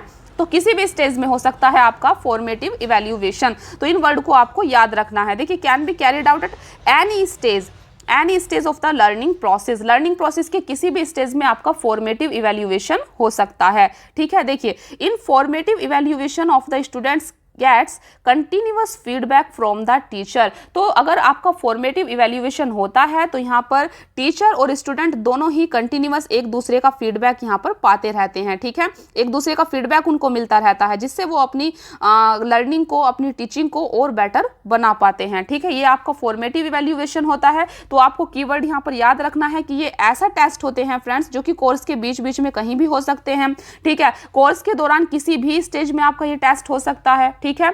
तो इसके एग्जाम्पल क्या है? एग्जाम्पल से इसके क्वेश्चन आते हैं। तो आपको याद रखना है क्विज इज डिस्कशंस, ठीक है। डिस्कशन और क्विज जो हैं आपके, ये फॉर्मेटिव इवैल्यूएशन के एग्जाम्पल हैं। अगर आपसे पूछा जाए ये किसके एग्जाम्पल हैं, तो ये फॉर्मेटिव इवैल्यूएशन के एग्जाम्पल हैं, क्योंकि जो क्विज होती हैं वो भी कोर्स के बीच में कभी भी हो सकती हैं, डिस्कशन भी आपके कोर्स के बीच में कभी भी हो सकता है, ठीक है। नेक्स्ट है आपका सम्मेटिव इवैल्यूएशन। तो सम्मेटिव इवैल्यूएशन क्या होता है? देखिए, सम्मेटिव का मतलब है अब आपको समराइज करना है, ठीक है। जितना भी आपने आप फैलाकर पढ़ा है, अब आपको उसको इकट्ठा करना है एक तरीके से, ठीक है। तो जो सम्मेटिव इवैल्यूएशन होता है फ्रेंड्स, ये कोर्स के एंड में होता है, ठीक है। कोर्स के एंड में जो आपका टेस्ट होता है, एग्जाम होता है, ये आपका सम्मेटिव इवैल्यूएशन कहलाता है, ठीक है। और आपको याद रखना है फॉर्मेटिव इवैल्यूएशन से ज़्यादा जो प्रासंगिक है, जो मतलब जो ज़्यादा इंपॉर्टेंट है, वो आपका सम्मेटिव इवैल्यूएशन कहलाता है, ठीक है। अगर आप ये मान के चल सकते हैं, अगर हम अभी आपको कोई टेस्ट लें इस कोर्स के दौरान, तो ये आपका फॉर्मेटिव इवैल्यूएशन कहलाएगा, ठीक है। लेकिन जब आप नेट या जेआरएफ का एग्जाम दे रहे होंगे, ठीक है, जून के अंदर, तो वो आपका सम्मेटिव इवैल्यूएशन कहलाएगा। और फॉर्मेटिव इवैल्यूएशन से ज्यादा इंपॉर्टेंट होता है सम्मेटिव इवैल्यूएशन। जो कोर्स के एंड में टेस्ट होता है वो ज्यादा इंपॉर्टेंट होता है। अगर वहां पर आप अच्छा कर पाते हैं, बेस्ट कर पाते हैं, तो वो ज्यादा मायने रखता है, ठीक है। क्योंकि फॉर्मेटिव इवैल्यूएशन में आप कितने भी अच्छे नंबर ले आए, लेकिन ज्यादा इंपॉर्टेंट कौन सा होगा? तो ज़्यादा इंपॉर्टेंट होगा आपका जो आप अपनी फाइनल एग्जाम में स्कोर कर पा रहे हैं, ठीक है, क्योंकि वही आपके लिए हेल्पफुल होगा सबसे ज़्यादा, ठीक है। तो ये आपका समेटिव इवैल्यूएशन होता है। तो आप देख सकते हैं it is given at the end of the year और यूनिट, ठीक है। तो ये साल के लास्ट में होता है, आपके कोर्स के लास्ट में जो टेस्ट होता है वो आपका समेटिव इवैल्यूएशन कहलाता है। Summative assessment axis students mastery of A topic after instructions. तो समेटिव इवैल्यूएशन के द्वारा पता चलता है कि आपको वो कोई टॉपिक कितना अच्छे से समझ में आया, ठीक है। जैसे कि हम यूनिट की बात करें, हमारी यूनिट 1 कंप्लीट होगी तो हम आपके साथ पीवाईक्यू के लिए एक अलग क्लास लेकर आएंगे, ठीक है। पीवाईक्यू डिस्कस करेंगे, जितना भी प्रीवियस ईयर क्वेश्चन से आपको बताया जाएगा कि यहाँ से किस प्रकार के क्वेश्चंस आने वाले हैं, ठीक है। तो इस तरीके से हम करेंगे। तो फ्रेंड्स, जो अब आप यूनिट के बाद में जैसे आपकी टीचिंग एप्टीट्यूड की यूनिट कंप्लीट होगी और जब आप क्वेश्चन सॉल्व कर पाएंगे वो आपका समेटिव इवैल्यूएशन होगा, ठीक है। आपको कितना आया, ठीक है। तो उससे पता चलेगा कि आपकी किसी भी टॉपिक के ऊपर कितनी मास्टरी हो रही है आफ्टर इंस्ट्रक्शंस, यानी पढ़ाने के बाद में, ठीक है। देखिए, summative evaluation are more reliable than formative evaluation. तो समेटिव इवैल्यूएशन आपका ज़्यादा रिलायबल होता है रेदर देन फॉर्मेटिव इवैल्यूएशन, ठीक है। फॉर्मेटिव इवैल्यूएशन की अपेक्षा आपका समेटिव इवैल्यूएशन ज़्यादा रिलायबल होता है, ज़्यादा इंपॉर्टेंट होता है। समेटिव इवैल्यूएशन का एग्जाम्पल क्या होंगे, तो आप देख सकते हैं ग्रेडिंग, आपको जो ग्रेड मिलते हैं, ठीक है, आपके जो एग्जाम के लास्ट में वो ग्रेड मिलते हैं। तो ग्रेडिंग फाइनल लर्निंग आउटकम्स, तो ग्रेड जो होते हैं ये आपके समेटिव इवैल्यूएशन से रिलेटेड है। आपको यहाँ पर इतना याद रखना है आप सभी। तो फ्रेंड्स, हम यहाँ पर कवर कर रहे हैं आपका पेपर 1। पेपर 1 आपका यूजीसी नेट जेआरएफ के लिए हम कवर कर रहे हैं। तो पेपर 1 में आपकी पेपर 1 का जो सिलेबस है वो 10 यूनिट में बटा हुआ है, ठीक है, जिसमें यूनिट 1 आपकी टीचिंग एप्टीट्यूड से रिलेटेड है। तो टीचिंग एप्टीट्यूड पर हमारी ऑलरेडी 2 क्लास हो चुकी हैं और आज हमारी तीसरी क्लास है, ठीक है। तो काफ़ी सारे टॉपिक्स हम कवर कर चुके हैं और आज की क्लास में हम समझने वाले हैं टीचिंग एप्टीट्यूड से रिलेटेड थ्योरीज को, ठीक है। काफ़ी सारी थ्योरी हैं टीचिंग एप्टीट्यूड से रिलेटेड, तो आज हम इन्हीं को समझेंगे। देखिए, सबसे पहले है आपके सामने कॉग्निटिविस्ट थ्योरी, ठीक है। सबसे पहले आपको कॉग्निटिविस्ट थ्योरी को समझना होगा। कॉग्निटिविस्ट थ्योरी को हिंदी में बोलते हैं संज्ञानात्मक थ्योरी, ठीक है। तो कॉग्निटिविस्ट का हिंदी मतलब होता है संज्ञानात्मक। आप संज्ञानात्मक वर्ड से क्या समझ रहे हैं, ठीक है। तो संज्ञानात्मक वर्ड का कुछ मतलब समझ नहीं आ रहा है, इसीलिए फ्रेंड्स आपको हिंदी के पीछे ज़्यादा नहीं पढ़ना है, ठीक है, क्योंकि हिंदी काफ़ी क्लिष्ट है, काफ़ी टफ पूछी जाती है, ठीक है। वर्ड ही आपको समझ नहीं आएगा। एक वर्ड होता है, मैं फर्स्ट डे भी आपको बताई थी, लर्निंग, ठीक है। एक वर्ड होता है आपका लर्निंग, और इस लर्निंग को हिंदी में बोलते हैं पेपर 1 में आपका अधिगम, ठीक है।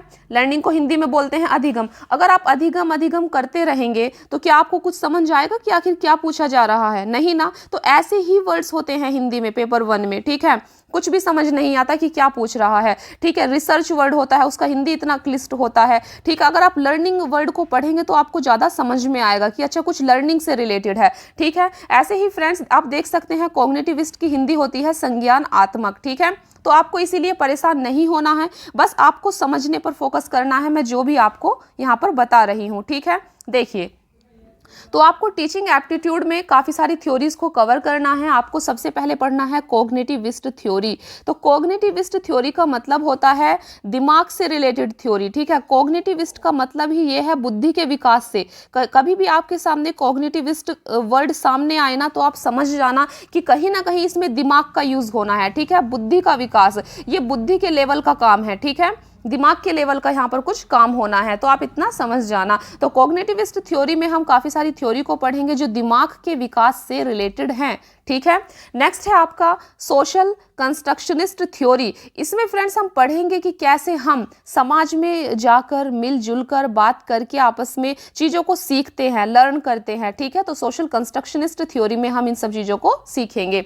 नेक्स्ट है आपका कनेक्शनिज्म थ्योरी। कनेक्शनिज्म थ्योरी में हम सीखेंगे कि कैसे हमारे माइंड में जो आइडियाज़ होते हैं, ठीक है, अलग अलग चीज़ें हमने अलग अलग जगह सीखी होती हैं, कैसे हम उनको कोरिलेट करके किसी नई चीज़ को सीखते हैं, ये आपकी कनेक्शनिज्म थ्योरी में हम सीखने वाले हैं। नेक्स्ट है आपका बिहेवियरिज्म थ्योरी। बिहेवियरिज्म थ्योरी में हम पढ़ेंगे कि कैसे हम किसी के बिहेवियर में चेंज करके, ठीक है, कुछ नई चीज़ों को सिखा सकते हैं। तो ये हम बिहेवियरिज्म थ्योरी में पढ़ेंगे। नेक्स्ट है आपका कॉग्निटिविज्म प्लस बिहेवियरिज्म थ्योरी। तो यहाँ पर आपका कॉग्निटिविज्म वर्ड फिर आपके सामने आया है तो आपके माइंड में क्या आना चाहिए कि बुद्धि के विकास से रिलेटेड है कॉग्निटिविज्म, ठीक है। तो यहाँ पर हम कॉग्निटिविज्म और बिहेवियरिज्म इन दोनों थ्योरी को आपस में मिलाकर पढ़ेंगे। ठीक है, तो ये कुछ 5 प्रकार की थ्योरी हम टीचिंग एप्टीट्यूड में देखने वाले हैं और आज सबसे पहले हम पढ़ेंगे आपका कॉग्निटिविस्ट थ्योरी। ठीक है, कॉग्निटिविस्ट थ्योरी का क्या मतलब है? ये बुद्धि के विकास से रिलेटेड थ्योरी है। ठीक है, जिसमें सबसे इंपॉर्टेंट थ्योरी है आपकी जीन पियाजे की। ठीक है,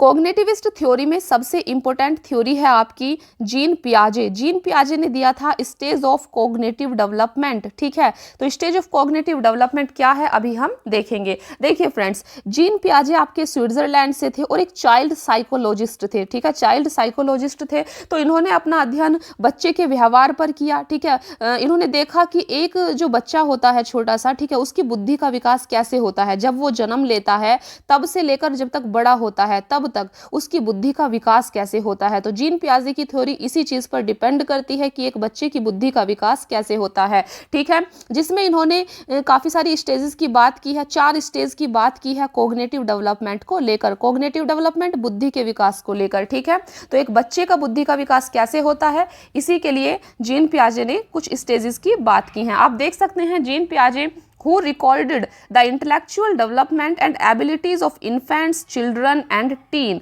तो एक छोटे से बच्चे से लेकर जब तक वो बड़ा होता है तब तक कैसे उसका इंटेलेक्चुअल का मतलब भी यही होता है, कैसे उसकी बुद्धि का विकास होता है, उसकी एबिलिटीज का विकास होता है। ठीक है, तो इसी चीज पर जो है अध्ययन किया था जीन पियाजे ने। तो इसी के लिए जीन पियाजे ने फ्रेंड्स बुद्धि के विकास से रिलेटेड 4 स्टेज की बात की है। उन्होंने कहा है कि 4 स्टेज में एक बच्चे की बुद्धि का विकास होता है। ठीक है, सबसे पहले आप देख सकते हैं इनकी 4 स्टेज को आपको याद रखना होगा और समझना होगा। ठीक है, तो हम बात करते हैं यहाँ पर जीन पियाजे के स्टेज की।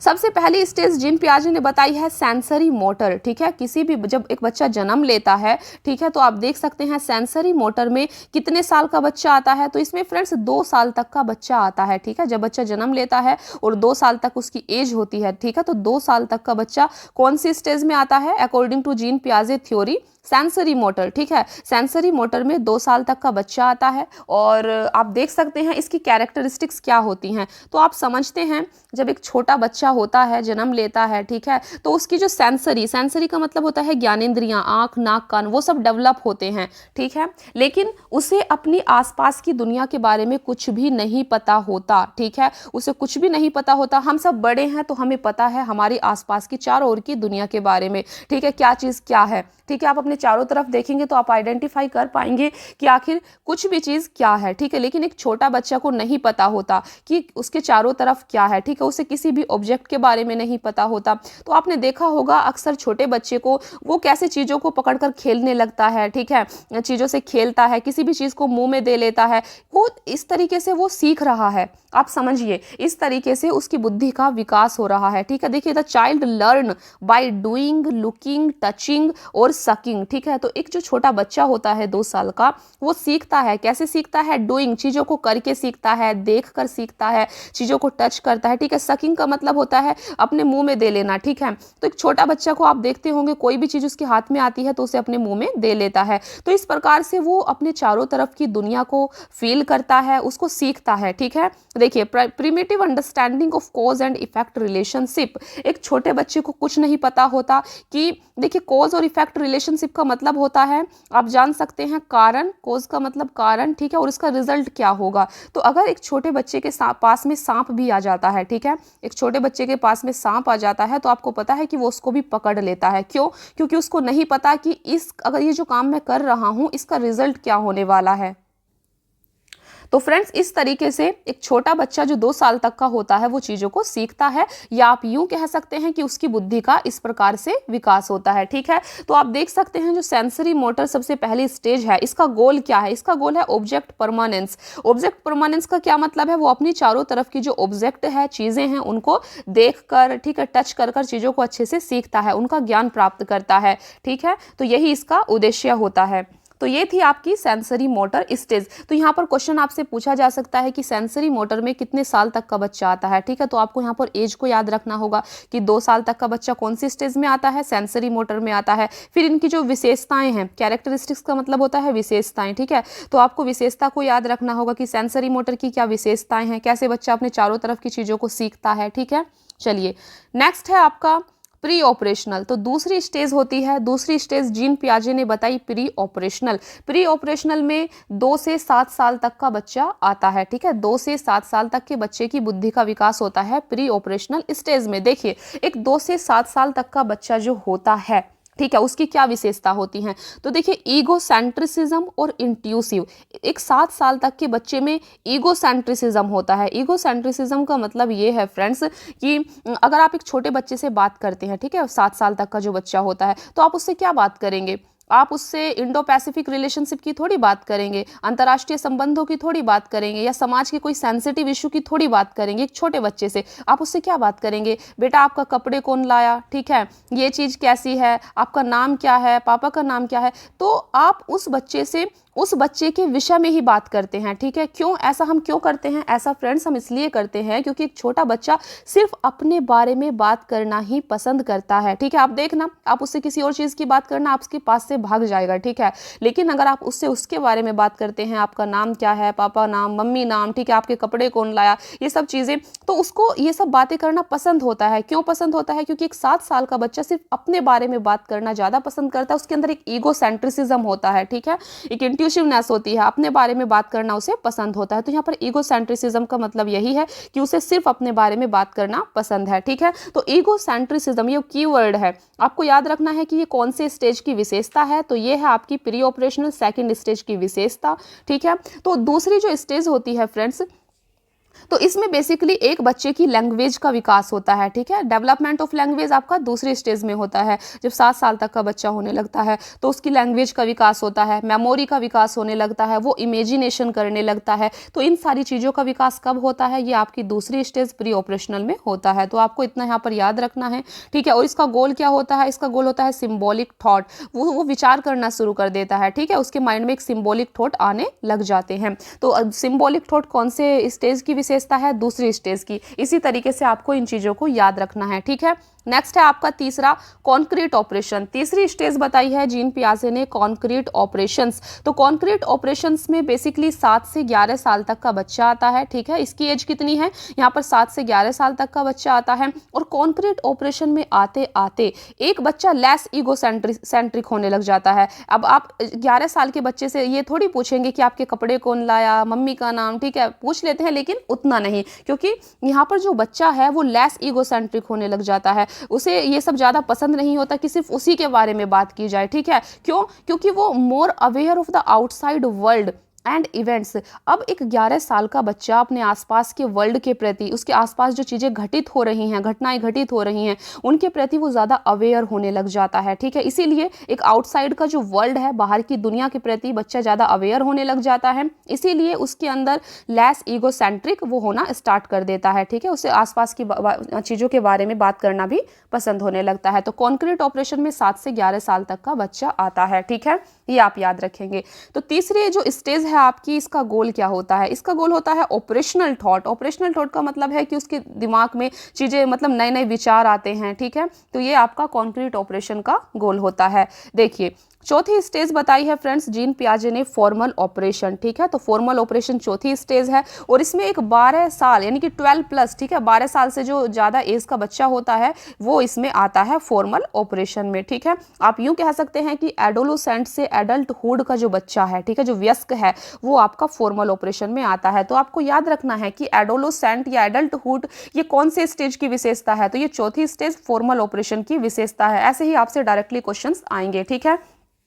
तो फ्रेंड्स, इस एज में आकर बच्चा जब 12 साल से ज़्यादा का एक बच्चा हो जाता है, ठीक है, तो उसकी बुद्धि का विकास हो चुका होता है, हो रहा होता है एक्चुअली, ठीक है। वो ज़्यादा उसका विकास होता है तो वो क्या करने लग जाता है? देखिए, grasp abstract concepts and relationships. तो जब 12 साल से ज़्यादा का बच्चा होने लगता है तो वो एब्स्ट्रैक्ट कॉन्सेप्ट्स को, यानी कि जो एब्स्ट्रैक्ट का क्या मतलब होता है? जो चीज़ें दिखाई नहीं देती हैं, ठीक है, ऐसे विचारों को भी वो ग्रहण करने लग जाता है। रिश्ते, रिलेशनशिप्स, इन सब को वो समझने लग जाता है, ठीक है। तो आप देख सकते हैं ये फॉर्मल ऑपरेशन की विशेषता है। तो फ्रेंड्स, यहाँ पर हमने देखा, मैं आपको एक बार दिखा दूँ। सबसे पहले हमने क्या कवर किया है? अपना कॉग्निटिविस्ट थ्योरी को कवर किया है, ठीक है।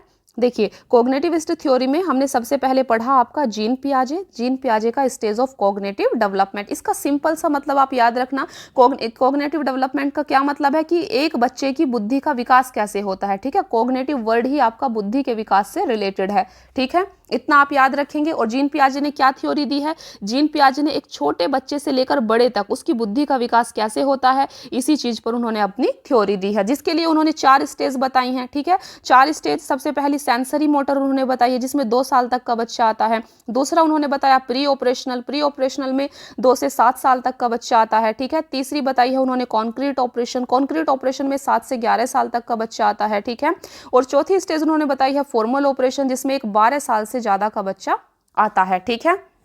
तो इस थ्योरी को आपको याद रखना है। चलिए देखते हैं नेक्स्ट थ्योरी। तो ये कॉग्निटिविस्ट थ्योरी की दूसरी थ्योरी है, ठीक है। सबसे पहले हमने जीन पियाजे की थ्योरी देखी कॉग्निटिव डेवलपमेंट, अभी दूसरी थ्योरी है आपकी कोहलर की, ठीक है। तो फ्रेंड्स, कोहलर ने आपकी इनसाइट थ्योरी को दिया है, तो इनसाइट थ्योरी ऑफ कोहलर, ठीक है। अगर आपसे पूछा जाए कि इनसाइट थ्योरी किसने दिया है, तो ये कोहलर ने दिया है। तो इसमें बेसिकली कोहलर ने क्या किया है समझते हैं, ठीक है। देखिए, इनसाइट थ्योरी में फ्रेंड्स जो कोहलर थे, इन्होंने स्टडी किया था बिहेवियर और एप्स का क्या मतलब होता है, बेसिकली एप्स आपके मंकी जैसे ही दिखाई देते हैं, ठीक है।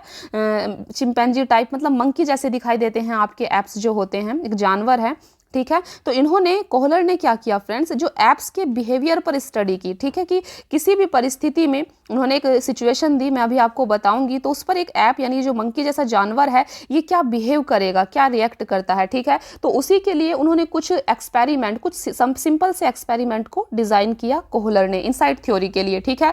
देखिए क्या किया इन्होंने, ये आप इस पिक्चर को आप देख सकते हैं, थ्योरी ऑफ इनसाइटफुल लर्निंग। देखिए यहाँ पर ये एक जानवर है, ठीक है, ये एक बंदर है। तो फ्रेंड्स यहाँ पर क्या करते हैं कोहलर,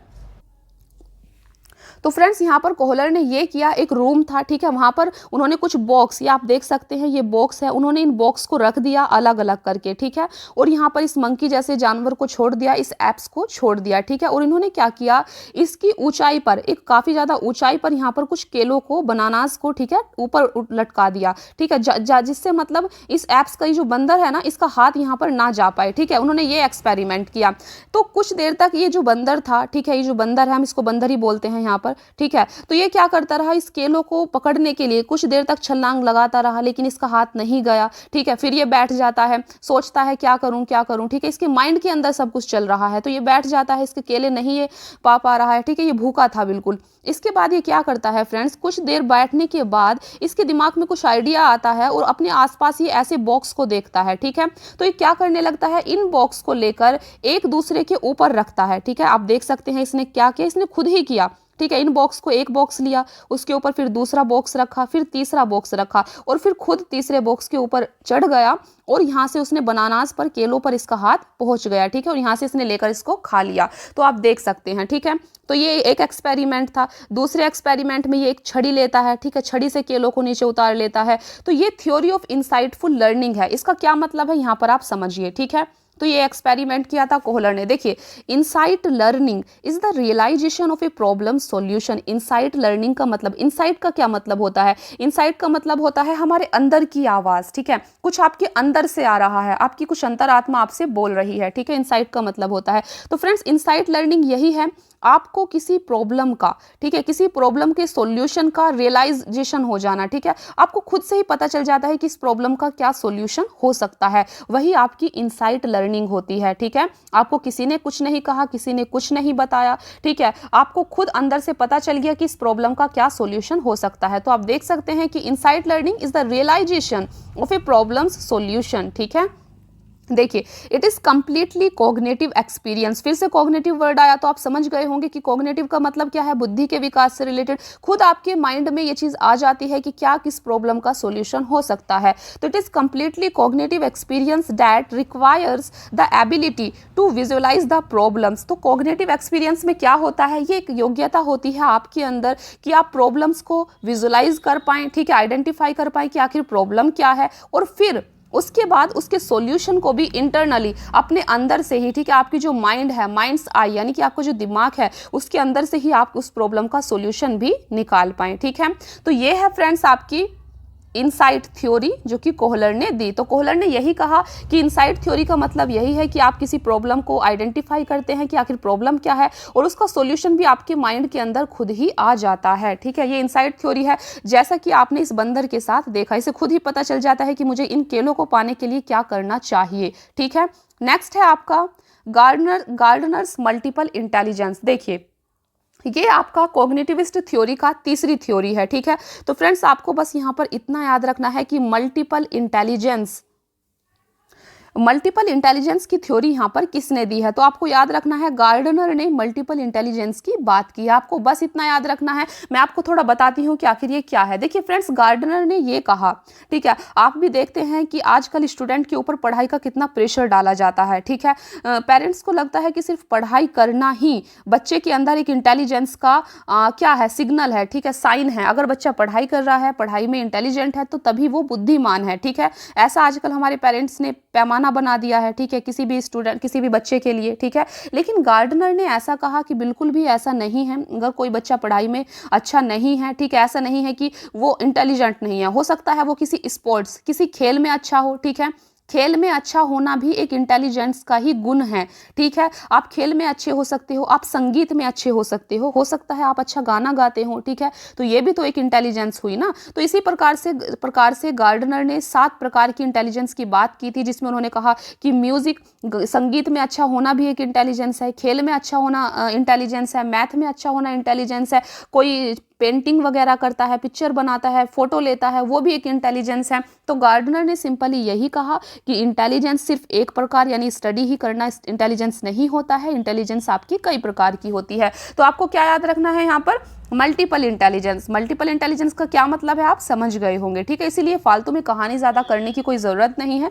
आप याद रखना, गार्डनर ने ही मल्टीपल इंटेलिजेंस की बात की है। ठीक है, देखिए यहाँ पर आपके लिए कुछ क्वेश्चंस हैं जो इन थ्योरी से पूछे गए थे। ठीक है फ्रेंड्स, एक चीज़ मैं आपको बता दूं कि जैसे ही हमारी यूनिट 1 टीचिंग एप्टीट्यूड कंप्लीट होगा ना, टीचिंग एप्टीट्यूड के जितने भी प्रीवियस ईयर के क्वेश्चंस हैं, ठीक है, यूनिट वाइज प्रीवियस ईयर के जितने भी क्वेश्चंस हैं आपके टीचिंग एप्टीट्यूड से रिलेटेड, हम इनको पूरी एक क्लास में, ठीक है, कवर करेंगे, अच्छे से डिस्कस करेंगे। और आप देखना क्या टीचिंग एप्टीट्यूड का जो आपने पढ़ा है, ठीक है, क्या उनसे आपसे क्वेश्चन सॉल्व हो पा रहे हैं। ठीक है, तो आप तभी आपको पता चल पाएगा इस क्लास की इंपॉर्टेंस कितनी है, क्योंकि यहां पर मैं आपको टू द पॉइंट पढ़ा रही हूं, बिल्कुल एग्जाम से रिलेवेंट चीजें आपको बता रही हूं, जहां से क्वेश्चन बार बार पूछे जाते हैं और जो काफी इंपॉर्टेंट है। ठीक है, तो हम प्रीवियस ईयर क्वेश्चंस पर एक क्लास आपकी होगी जैसे ही हमारा टीचिंग एप्टीट्यूड कंप्लीट होता है। ठीक है, इसी तरीके से हम आगे की क्लास करेंगे। आपका रिसर्च एप्टीट्यूड या जितनी भी हम यूनिट को यहाँ पर कवर करेंगे, लास्ट में उनका एक क्लास आपका प्रीवियस ईयर क्वेश्चंस पर होगा। ठीक है, प्रीवियस ईयर क्वेश्चन करेंगे हम यूनिट वाइज, टॉपिक वाइज। ठीक है, और इसके अलावा यहाँ पर हम आपका फुल पेपर 1 का जो फुल पेपर है ना, आपका कितना क्वेश्चन आता है, तो पेपर 1 का जो फुल पेपर है उसको हम अच्छे से यहाँ पर कवर करेंगे। 50 क्वेश्चंस आते हैं ना पेपर 1 से। ठीक है, तो पेपर 1 को हम फुल एकदम पूरा कवर करेंगे। ठीक है, फुल पेपर। देखिए अभी मैं आपको यहाँ पर कुछ क्वेश्चंस बताती हूँ जो यहाँ पर आपके लिए आपको समझ में आएगा कि क्वेश्चंस कैसे पूछे जाते हैं। देखिए सबसे पहला क्वेश्चन है आपके सामने, as per the cognitive development theory of Jean पियाजे, ठीक है, adolescent students are in which stage of development. देखिए तो अभी आपने पढ़ा कॉग्निटिव डेवलपमेंट थ्योरी को, आपने पढ़ा, तो यहाँ पर आपको इसको पढ़ने में तो कोई प्रॉब्लम नहीं होनी चाहिए। ठीक है, तो देखिए कॉग्निटिव डेवलपमेंट थ्योरी जो कि जीन पियाजे ने दी है, ठीक है, इसमें एडोलोसेंट स्टूडेंट, आप देख सकते हैं ये वर्ड एडोलोसेंट स्टूडेंट जीन पियाजे की कौन सी, विच स्टेज में आता है, ठीक है, कौन सी स्टेज में आता है। तो आप मुझे बता सकते हैं कि एडोलोसेंट स्टूडेंट्स जो हैं वो कौन सी स्टेज में आएंगे जीन पियाजे की। पहली है सेंसरी मोटर स्टेज, दूसरी है कॉन्क्रीट ऑपरेशनल स्टेज, तीसरी है ऑपरेशनल स्टेज, ठीक है, और आप देख सकते हैं यहाँ पर चौथी है फॉर्मल ऑपरेशनल स्टेज। तो कहाँ पढ़ा था आपने एडोलोसेंट स्टूडेंट के बारे में जीन पियाजे की, तो फ्रेंड्स इसका सही आंसर है 4th। ठीक है, आपने फॉर्मल ऑपरेशनल स्टेज में पढ़ा था एडोलोसेंट। यहां पर हमने देखा था कितने साल तक का बच्चा आता है, 12 साल से ज्यादा का बच्चा। ठीक है, एडोलोसेंट टू एडल्टहुड यहां पर चिल्ड्रन आता है। ठीक है, तो इसका आंसर हो जाता है आपका फॉर्मल ऑपरेशनल स्टेज। ऐसे ही आपसे डायरेक्टली क्वेश्चंस आएंगे। ठीक है, बस आपको अपने नोट्स बना लेने हैं, नोट्स आप बनाएंगे तभी देखिए आपको ये चीजें याद होने वाली हैं, अदरवाइज नहीं होंगी। ठीक है,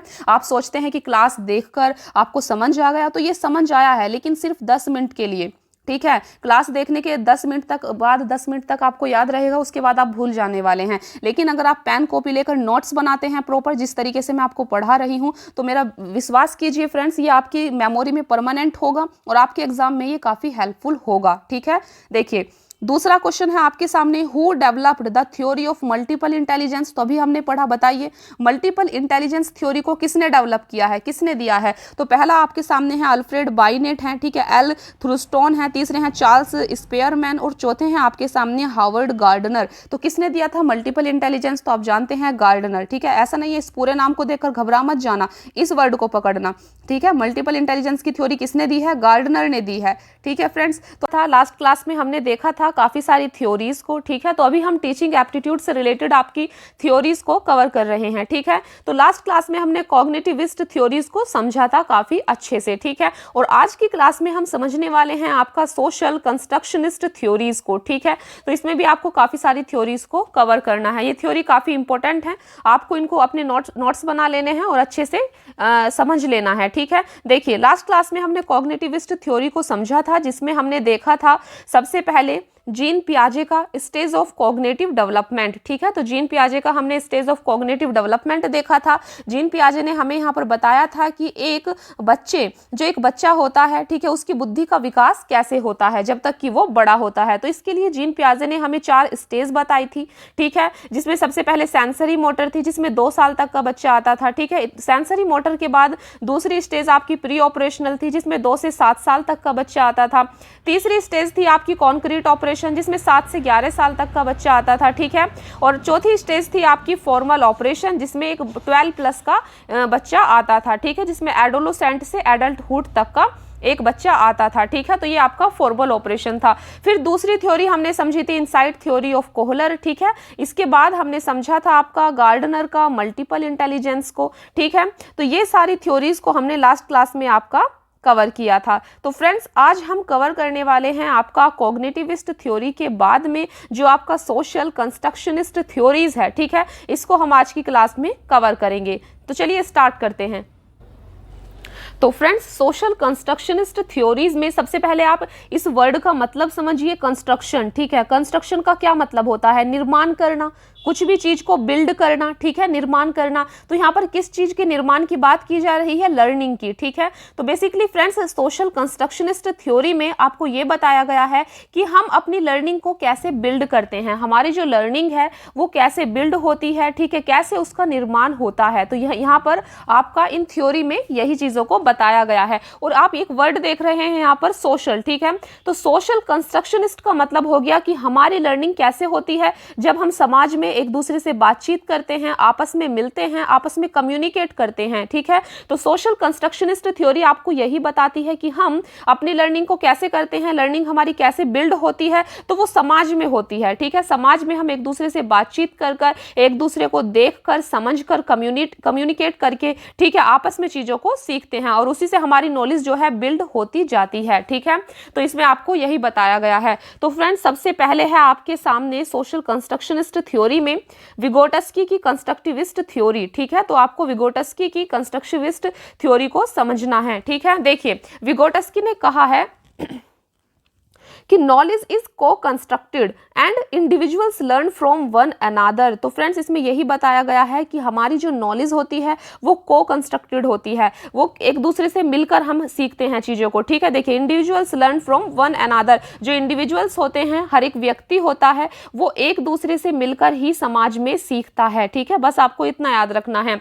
सोशल कॉम्पिटेंस, सोशल कॉम्पिटेंस का क्या मतलब होता है, सोशल कॉम्पिटेंस का मतलब होता है एबिलिटी, आपके अंदर योग्यता का होना, किस चीज के लिए, to handle social interactions effectively, समाज में आप किस प्रकार से कम्युनिकेट करते हैं, आपस में मिलते जुलते हैं, ठीक है, एक दूसरे को समझते हैं, तो यही आपका सोशल कॉम्पिटेंस कहलाता है, आपके अंदर की एबिलिटी, ठीक है, दूसरों से बातचीत करने की, कम्युनिकेट करने की, तो ये आपका सोशल कॉम्पिटेंस कहलाता है। तो बस आपको इतना याद रखना है यहाँ पर कि विगोटस्की की कंस्ट्रक्टिविस्ट थ्योरी में यही बताया गया है कि हमारी नॉलेज जो है वो समाज में बिल्ड होती है, एक दूसरे से मिलकर। ठीक है, हम हर एक व्यक्ति, हर एक इंडिविजुअल, ठीक है, लर्न फ्रॉम वन अनदर, एक दूसरे से मिलकर ही चीजों को सीखता है। ठीक है, बस आप इतना याद रखना।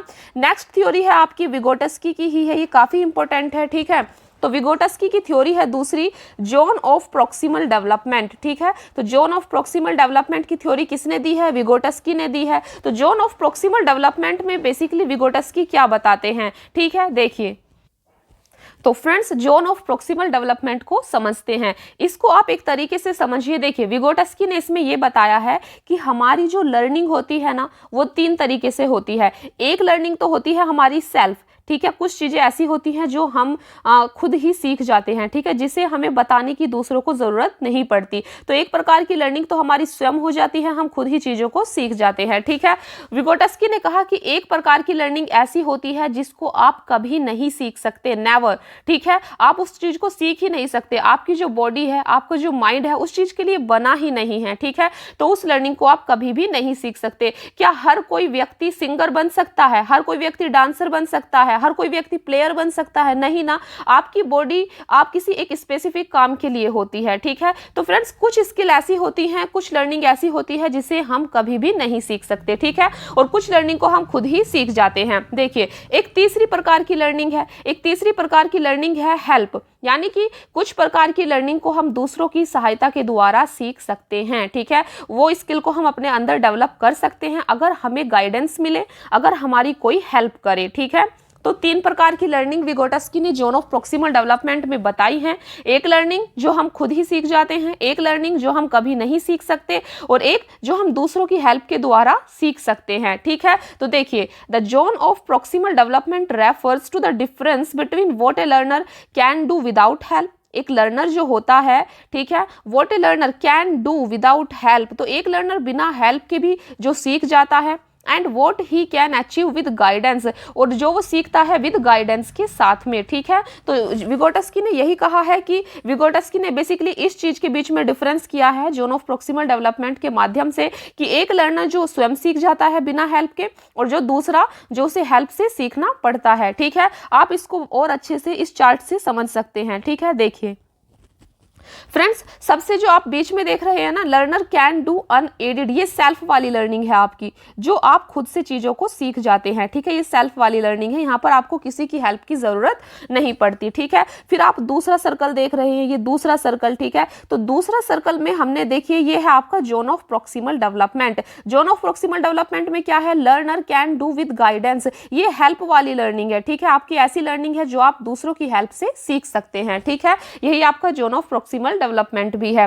तीसरी लर्निंग, फिर आप तीसरा ये सर्कल देख रहे हैं, तो तीसरी लर्निंग में आप देख पा रहे होंगे कि लर्नर कैन नॉट डू, ये ऐसी लर्निंग है फ्रेंड्स जिसको एक लर्नर कभी भी नहीं सीख सकता, नेवर, ठीक है। तो आपको इस डायग्राम से, इस सर्कल से इस थ्योरी को अच्छे से याद रखना है विगोटस्की, ठीक है, जोन ऑफ प्रॉक्सिमल डेवलपमेंट।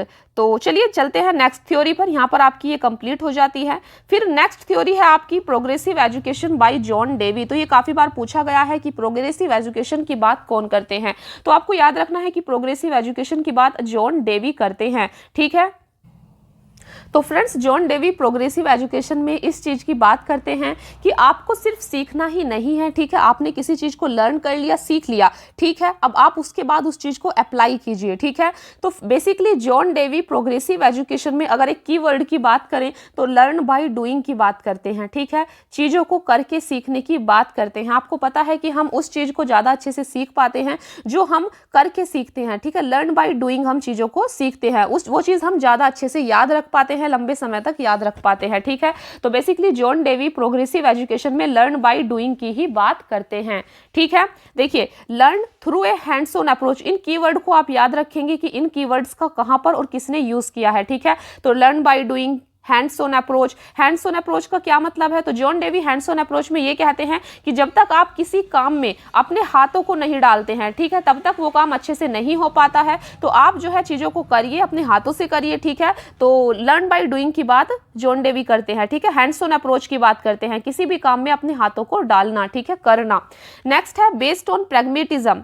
तो जो आपका जॉन डेवी का प्रोग्रेसिव एजुकेशन है ये प्रैग्मेटिज्म पर बेस्ड है। प्रैग्मेटिज्म का मतलब होता है एक वास्तविकता, एक रियलिटी, यथार्थ, ठीक है। आप देख सकते हैं pragmatism believe that reality must be experienced, कि जो रियलिटी है, वास्तविकता है, उसको एक्सपीरियंस होना बहुत जरूरी है, ठीक है। तो प्रैग्मेटिज्म आपका यही है कि जो चीज जैसी है उसको वैसे ही देखना, ठीक है, यथार्थ जो चीजें हैं।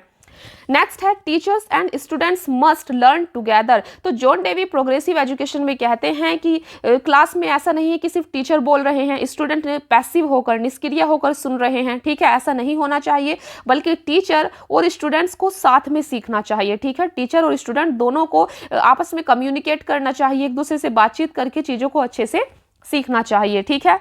देखिए नेक्स्ट है आपका जॉन डेवी के अनुसार classroom was deeply rooted in democratic ideals. तो जॉन डेवी ने यह भी कहा है कि हमारा जो क्लासरूम होता है, ठीक है, उसमें डेमोक्रेटिक आइडियल्स होने चाहिए, जो हमारे लोकतांत्रिक आदर्श हैं, ठीक है। लोकतांत्रिक आदर्श में क्या होता है, हर एक की आवाज़ की मान्यता होती है, हर एक की आवाज़ को इंपॉर्टेंस दी जाती है, ठीक है। आपको पता है ना, जनता का शासन, जनता ही इंपॉर्टेंट होती है, ठीक है, जनता के लिए ही कानून बनाया जाता है। तो क्लासरूम के अंदर भी ऐसा ही होना चाहिए, हर एक स्टूडेंट इंपॉर्टेंट होना चाहिए, उनकी बात को, उनके क्वेश्चंस को सुना जाना चाहिए, ठीक है, उनसे अच्छे से इंटरेक्ट किया जाना चाहिए। तो बेसिकली डेमोक्रेटिक आइडियल्स की क्लासरूम में किसने बात की है, तो ये आपके जॉन डेवी ने की है, इसको आपको याद रखना है, ठीक है। तो classroom was deeply rooted in democratic ideals which promoted equal voice among all participants in the learning experience. तो आप समझ रहे होंगे कि जो किस चीज को प्रमोट करता है।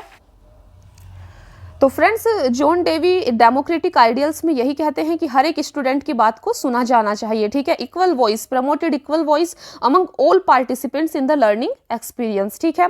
नेक्स्ट है child centred approach. John Dewey child centred approach की बात करते हैं एजुकेशन में, ठीक है।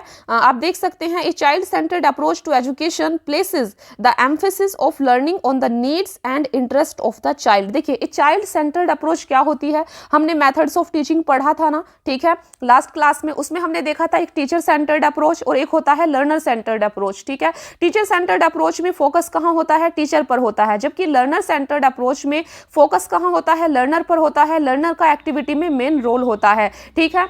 तो यहाँ पर चाइल्ड सेंटर्ड अप्रोच आपकी बेसिकली यही है, लर्नर सेंटर्ड अप्रोच, ठीक है।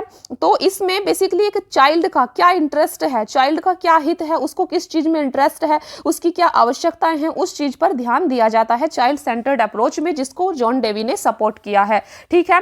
आप देख सकते हैं in Dewey's view children should be allowed to explore their environment. तो चिल्ड्रंस को मतलब ऐसे बांध कर नहीं रखना है स्टूडेंट्स को, ठीक है, उनको अपने एनवायरमेंट को एक्सप्लोर करने देना है, घूमने देना है, आप मतलब समझने देना है अपने पर्यावरण को, ठीक है। तो ये जॉन डेवी यहाँ पर कहते हैं। नेक्स्ट आप देख सकते हैं ही believed in an interdisciplinary curriculum, ठीक है। तो इंटरडिसिप्लिनरी करिकुलम पर वे फोकस करते हैं, that focuses on connecting multiple subjects. तो ऐसा नहीं है यहाँ पर कि फ्रेंड्स, अगर आपको यहाँ पर ऐसा नहीं है कि अगर आपको मैथ में इंटरेस्ट नहीं है, ठीक है, तो आपको मैथ ही करना है, ठीक है, आपको फोर्स किया जाए कि नहीं आपको मैथ ही सीखना है, ठीक है, ऐसा नहीं। यहाँ पर मल्टीपल सब्जेक्ट की बात की गई है, जिसमें आपका इंटरेस्ट है, जिस चीज़ को आप अच्छे से कर सकते हैं, आप उस काम को कीजिए, ठीक है। इंटरडिसिप्लिनरी करिकुलम, मल्टीपल सब्जेक्ट्स को कनेक्ट कीजिए, मल्टीपल सब्जेक्ट को पढ़िए जिसमें आपको इंटरेस्ट हो, ठीक है। तो ये जो की वर्ड हैं लाइक इंटरडिसिप्लिनरी करिकुलम, ठीक है, अभी ऊपर हमने learn by doing, hands on approach, ऐसे कीवर्ड को आपको याद रखना है। डेमोक्रेटिक आइडियल्स की बात किसने की है क्लासरूम में, तो यहीं से आपके एग्जाम में क्वेश्चंस बनेंगे, ठीक है। देखिए the role of the teacher in this setting would be to serve more as facilitator than an instructor. तो यहाँ पर एक टीचर का रोल फैसिलिटेटर के रूप में ज्यादा होना चाहिए रेदर देन इंस्ट्रक्टर। देखिए इंस्ट्रक्टर का मतलब आप समझ रहे हैं, इंस्ट्रक्शंस का मतलब होता है स्टेप बाय स्टेप निर्देश देना, ठीक है। इंस्ट्रक्शन हमने देखा था ना मोडेलिटीज ऑफ टीचिंग में, तो वहां पर हमने बात की थी इंस्ट्रक्शन का मतलब होता है स्टेप बाय स्टेप निर्देश देना। आप हर एक चीज वहां पर बता रहे हैं, स्टूडेंट को हर एक स्टेप बता रहे हैं, ठीक है। तो जॉन डेवी ये कहते हैं कि आपको इंस्ट्रक्शन नहीं बनना है, क्योंकि इंस्ट्रक्टर में आपको क्या करना होता है, हर स्टेप को बताना होता है कि सबसे पहले ये कीजिए, ये कीजिए, ये कीजिए, ठीक है।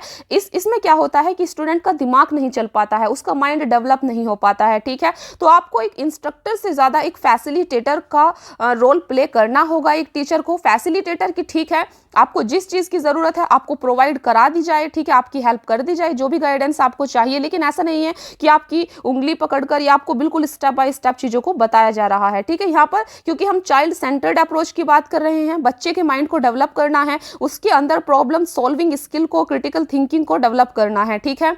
तो यही आपकी प्रोग्रेसिव एजुकेशन है जॉन डेवी की, ठीक है, जिसको हमने अच्छे से समझ लिया है। फ्रेंड्स, आपके जो ये नोट्स हैं टू द पॉइंट है, ठीक है, इसमें बहुत ज़्यादा इधर उधर की कहानियाँ नहीं हैं, तो आपको इनको अच्छे से समझना है। ये जो कीवर्ड हैं, learn by doing, hands on approach, pragmatism, ठीक है, डेमोक्रेटिक आइडियल्स, करिकुलम, आप देख सकते हैं ये आपका इंटरडिसिप्लिनरी करिकुलम। तो इन कीवर्ड्स को आपको याद रखना है, किसने इनकी बात की है और किस सेंस में की है, इसको आपको याद रखना है, ठीक है। यहीं से आपके क्वेश्चन आएंगे। फ्रेंड्स, नेक्स्ट थ्योरी है आपकी कोऑपरेटिव लर्निंग थ्योरी। देखिए, कोऑपरेटिव लर्निंग थ्योरी भी इसी चीज पर बल प्रदान करती है, आपस में मिलजुल कर सीखने पर, ठीक है। आपस में मिलजुल कर काम करने पर ही कोऑपरेटिव लर्निंग थ्योरी हेल्प करती है, बताती है, ठीक है। और इसी चीज को आपने देखा होगा वेस्टर्न कंट्रीज की अगर हम बात करें तो वेस्टर्न कंट्रीज में कोऑपरेटिव लर्निंग को ज्यादा फोकस किया जाता है। वहां पर जो स्टूडेंट्स होते हैं वो आपस में बातचीत कर कर किसी प्रोजेक्ट पर काम कर रहे होते हैं, ठीक है, उसका सोल्यूशन ढूंढते हैं प्रॉब्लम का। लेकिन इंडियन एजुकेशन सिस्टम में आज भी आपने देखा होगा स्कूल में बच्चों को बात करने से आपस में रोका जाता है, ठीक है, उनको बिल्कुल शांत रहने के लिए कहा जाता है। देखिए, स्टूडेंट्स जो होते हैं फ्रेंड्स, बच्चे जो होते हैं, हर किसी का मन होता है कुछ करने का, ठीक है, तो हर किसी का मन कुछ करने का होता है। लेकिन आजकल स्कूलों में क्या होता है, लाइक इंडियन स्कूल में, कि बच्चों को एकदम शांत बैठने के लिए कहा जाता है, जिसके कारण वो बैठ नहीं पाते हैं, या मतलब हालांकि वैसे सुधार हो रहा है, ठीक है, अभी काफी सारी एक्टिविटी को स्कूल्स के अंदर इंट्रोड्यूस किया जा रहा है, तो ऐसा नहीं कह सकते कि चेंज नहीं हो रहा है, चेंज तो हो रहा है। लेकिन हम बात कर रहे हैं ज्यादातर सिनेरियो की, ज्यादातर स्कूल की, ठीक है। अभी भी काफी सारे स्कूल्स हैं जहां पर एकदम बच्चे को चुप बैठने के लिए कहा जाता है, तो वो बच्चा है वो कुछ तो करेगा ही, ठीक है। तो आप उसको चुप बैठने के बजाय उसको कोई प्रोडक्टिव काम में लगाइए, ठीक है, उसको कोई प्रोजेक्ट दीजिए, उसको कुछ ऐसा काम दीजिए जिससे उसकी नॉलेज बिल्ड हो, उसका डेवलपमेंट हो, बच्चे का विकास हो, ठीक है। तो यही कोऑपरेटिव लर्निंग थ्योरी है जो कि वेस्टर्न कंट्रीज में अपनाई जाती है, ठीक है। तो यहाँ इंडियन स्कूल एजुकेशन सिस्टम में भी इसको इंप्लीमेंट करने की जरूरत है, ठीक है। देखिए ये क्या कहती है, कोऑपरेटिव लर्निंग थ्योरी कहती है the practice of building new knowledge upon the foundation of previous learning. तो कोऑपरेटिव लर्निंग थ्योरी के मतलब अकॉर्डिंग, अनुसार, हमारी जो न्यू नॉलेज होती है, ठीक है, हमारी जो नई नॉलेज होती है वो हमारी प्रीवियस लर्निंग पर एक फाउंडेशन पर बनती है, ठीक है। जैसे कि कोई दीवार बनती है वो ब्रिक बाय ब्रिक बनती है, ठीक है, पहले एक ईंट लगती है, फिर दूसरी ईंट लगती है, फिर तीसरी, ठीक है। तो फ्रेंड्स, ऐसे ही जो हमारी प्रीवियस लर्निंग होती है ना, ये हमारी प्रीवियस लर्निंग का पॉइंट है, ठीक है, ये हमारी प्रीवियस लर्निंग है। तो इसी के ऊपर जो है ब्रिक बाय ब्रिक, यानी कि हमारी जो न्यू लर्निंग है, ठीक है, वो उसका फाउंडेशन का काम करती है आपकी प्रीवियस लर्निंग, और उसी के ऊपर आपकी न्यू नॉलेज जो है बिल्ड होती जाती है, ठीक है। आपको पता होगा, आपने कोई चीज आज सीखी, ठीक है, हो सकता है आप उससे रिलेटेड चीज कुछ कल सुने, परसों सुने, तो इसी प्रकार से आपकी जो नॉलेज है वो बिल्ड होती जाएगी, ठीक है। तो यही है आपकी cooperative learning theory. Cooperative learning theory का ये भी मानना है कि हम समाज में आपस में मिलजुल कर भी चीजों को सीखते हैं, ठीक है। देखिए, it incorporates the idea that the best learning occurs when students of mixed level of ability are actively engaged in the learning process and work in collaboration। तो cooperative learning theory collaboration का मतलब होता है आपस में मिलजुल कर काम करना, इस चीज पर फोकस करती है with other students, ठीक है, to accomplish a shared goal। तो उनका कोई एक सेम टारगेट होता है, एक शेयर्ड गोल होता है जिसको काफी सारे स्टूडेंट्स मिलकर आपस में कंप्लीट करते हैं, ठीक है फ्रेंड्स। तो ये थी आपकी कोऑपरेटिव लर्निंग थ्योरी। नेक्स्ट आपका काफी इंपॉर्टेंट है, नेक्स्ट थ्योरी है आपकी डेल का कोन ऑफ एक्सपीरियंस, ठीक है, डेल्स कोन ऑफ एक्सपीरियंस। तो अगर कोन ऑफ एक्सपीरियंस की बात की जाए तो ये किसने दिया है, ये डेल ने दिया है, ठीक है। तो बेसिकली डेल ने कोन ऑफ एक्सपीरियंस में किस चीज के बारे में बताया है, तो फ्रेंड्स यहाँ पर एक्सपीरियंस के बारे में बात की है डेल ने। हमारे जो एक्सपीरियंस होते हैं, ठीक है, कौन से एक्सपीरियंस हमारे ऐसे होते हैं जिनको हम ज़्यादातर याद रख पाते हैं, ठीक है, हमारी मेमोरी में वो चीज़ लंबे टाइम तक रहती है, और कौन सी चीज़ ऐसी होती है हम जिसको जल्दी से भूल जाते हैं, ठीक है। तो इसी को डेल ने एक कोन, ठीक है, एक ट्रायंगल के द्वारा इस चीज़ को बताया है, एक कोन के द्वारा इन एक्सपीरियंस को डेल ने हमें समझाया है, ठीक है। देखिए हम समझते हैं। तो डेल ने हमें यहाँ पर बताया है, Dale theorized that learners retain more information by what they do. तो एक लर्नर जो होता है या कोई भी व्यक्ति होता है, ठीक है, वो किस चीज को ज्यादा याद रख पाता है, जिस चीज को वो करता है, ठीक है, जिस काम को वो करता है स्वयं से, उस चीज को वो ज्यादा याद रख पाता है, as opposed to what is heard, read और ऑब्जर्व्ड। देखिए, हमने कहीं कोई चीज सुन लिया, ठीक है, बस सुन लिया, तो उसमें हमारी सारी ज्ञानेंद्रियां, हमारी जो सारी सेंसेस हैं वो इन्वॉल्व नहीं थी, सिर्फ हमारे जो कान हैं, हमारी जो ईयर है, ठीक है, वही इन्वॉल्व थे। हमने सुन लिया, छोड़ दिया, तो उस चीज़ को हम ज़्यादा देर तक याद नहीं रख पाएंगे। कोई चीज़ हमने पढ़ लिया, ठीक है, इसमें भी हमारा सारी चीज़, हमारी सारी जो सेंसेस हैं, ज्ञानेंद्रियां हैं, वो इन्वॉल्व नहीं है, ठीक है। किस चीज़ को हमने ऑब्जर्व किया। तो ये कुछ ऐसी चीज़ें हैं जिनको आप ज़्यादा देर तक याद नहीं कर पाते, लेकिन रेदर देन अगर आप किसी चीज़ को करते हैं, ठीक है, किसी चीज़ को करते हैं तो करते टाइम आपकी सारी सेंसेस, सारी ज्ञानेंद्रियां उस चीज़ में इन्वॉल्व होती हैं, ऐसा कहना है डेल का, ठीक है। तो आप किसी चीज़ को करते हैं तो उस चीज़ को आप ज़्यादा लंबे समय तक याद रख पाते हैं, ठीक है। इसी चीज़ को इन्होंने इस ट्रायंगल के द्वारा समझाया है, इस कोन के द्वारा समझाया है। तो आपको बस यहाँ पर इतना याद रखना है कि जो डायरेक्ट एक्सपीरियंस है, ठीक है, डायरेक्ट एक्सपीरियंस का मतलब यही है कि जिस चीज़ को आप करते हैं, ठीक है, उस चीज़ को आप 90% इन्होंने बताया कि उस चीज़ को आप सबसे ज़्यादा याद रख पाते हैं लंबे टाइम तक, ठीक है। और सबसे टॉप पर यहाँ पर है रीड टेक्स्ट। अगर आप कोई चीज़ पढ़ते हैं, ठीक है, तो अगर सिर्फ आप बुक पढ़ रहे हैं, ठीक है, तो उसे आप सबसे कम समय तक याद रख पाएंगे, सिर्फ 10%, ठीक है। तो बस आपको इतना याद रखना है कि बॉटम पर क्या है, सबसे नीचे है डायरेक्ट एक्सपीरियंस, यानी कि जिस चीज़ को आप कर रहे हैं तो उस चीज़ को सबसे, ये मोर इफेक्टिव उन्होंने बताया है कि ये जो मेथड है डायरेक्ट एक्सपीरियंस का करने वाला, ये मोर इफेक्टिव होता है, ठीक है। और रीड टेक्स्ट ये लेस्ट इफेक्टिव होता है, ठीक है, ये कम प्रभावकारी होता है आपका रीड टेक्स्ट। तो टॉप पर कौन है, टेक्स्ट को रीड करना, जो कि कम इफेक्टिव है, और बॉटम पर कौन है, सबसे नीचे डायरेक्ट एक्सपीरियंस, जिस चीज को आप करते हैं ये मोर इफेक्टिव होता है, ठीक है। आप देख सकते हैं, देखिए एक minute. Dale theorized that learners retain more information by what they do as opposed to what is heard, read और observed, ठीक है। जिस चीज को वो करते हैं उस चीज को ज्यादा समय तक याद रख पाते हैं। The least effective methods are at the top, जैसे कि अभी हमने देखा जो least effective method है वो कहाँ पर है, टॉप पर है। टॉप पर कौन सा मेथड है, टेक्स्ट को रीड करना, ठीक है। आप सिर्फ किसी चीज को जब रीड करते हैं तो वो आपका लीस्ट इफेक्टिव मेथड होता है, उस चीज को आप डेल के अकॉर्डिंग जल्दी से भूल जाएंगे, ठीक है। और मोस्ट इफेक्टिव मेथड्स जो है फ्रेंड्स वो बॉटम पर है, सबसे नीचे है। तो सबसे नीचे क्या था, डायरेक्ट एक्सपीरियंस, जिस चीज को आप करके सीखते हैं, ठीक है। तो यही है आपका डेल का कोन ऑफ एक्सपीरियंस। तो इस चीज में आप देख सकते हैं कुछ पॉइंट्स और हैं। तो it reveals that action learning technique, ठीक है, results in up to 90% retention. तो यहाँ पर कहा गया है कि जो एक्शन लर्निंग हमारी होती है, जिस चीज़ को हम करके सीखते हैं, वो 90% तक आप उसको रिटेंशन, उस चीज़ को याद कर पाते हैं, ठीक है। तो people learn best when they use perceptual learning style. तो लोग, यानी जो भी स्टूडेंट है, वो अच्छे से सीख पाता है जब वो परसेप्चुअल लर्निंग स्टाइल को फॉलो करता है। तो परसेप्चुअल लर्निंग स्टाइल का क्या मतलब हुआ, परसेप्चुअल लर्निंग स्टाइल का मतलब हुआ फ्रेंड्स, आप उस चीज़ को ज़्यादा अच्छे से सीख पाते हैं जब आप जिस काम में आप अपनी सभी ज्ञानेंद्रियों को, सभी सेंसेस को इन्वॉल्व कर देते हैं, ठीक है। आपका माइंड भी उसी काम में है, आपका आईज, आपका ईयर, आपका बॉडी, मतलब सारी ज्ञानेंद्रियां जो हैं, आपकी सारी सेंसेस जो हैं उस काम में लग गई है, एक पर्टिकुलर काम में लग गई हैं, ठीक है। आप उस चीज़ को पूरे मन से कर रहे हैं, फुल हार्टेड कर रहे हैं, ठीक है। तो वो आपका परसेप्चुअल लर्निंग स्टाइल होता है। और जिस काम को आप पूरे मन से करते हैं, सारी सेंसेस को इन्वॉल्व करके करते हैं, उस काम को आप बेस्ट कर पाते हैं, ठीक है। कोई भी अधूरे मन से किया गया काम कभी पूरा नहीं होता। तो इसीलिए यहाँ पर आपके लिए एक सीख भी है, जिस काम को भी आप करें उसे पूरे मन से कीजिए, ठीक है। अगर आप पढ़ रहे हैं तो पूरे मन से पढ़िए, खेल रहे हैं पूरे मन से खेलिए, ठीक है।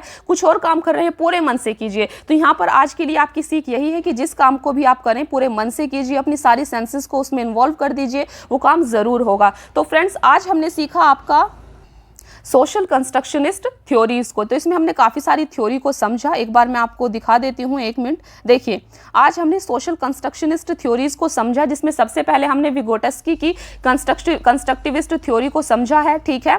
नेक्स्ट हमने विगोटस्की का जोन ऑफ प्रॉक्सिमल डेवलपमेंट को समझा है। इसके बाद हमने समझा आपका जॉन डेवी का प्रोग्रेसिव एजुकेशन को, ठीक है। और इसके बाद हमने समझा आपका cooperative learning theory. Cooperative learning theory के बाद हमने डेल का कोन ऑफ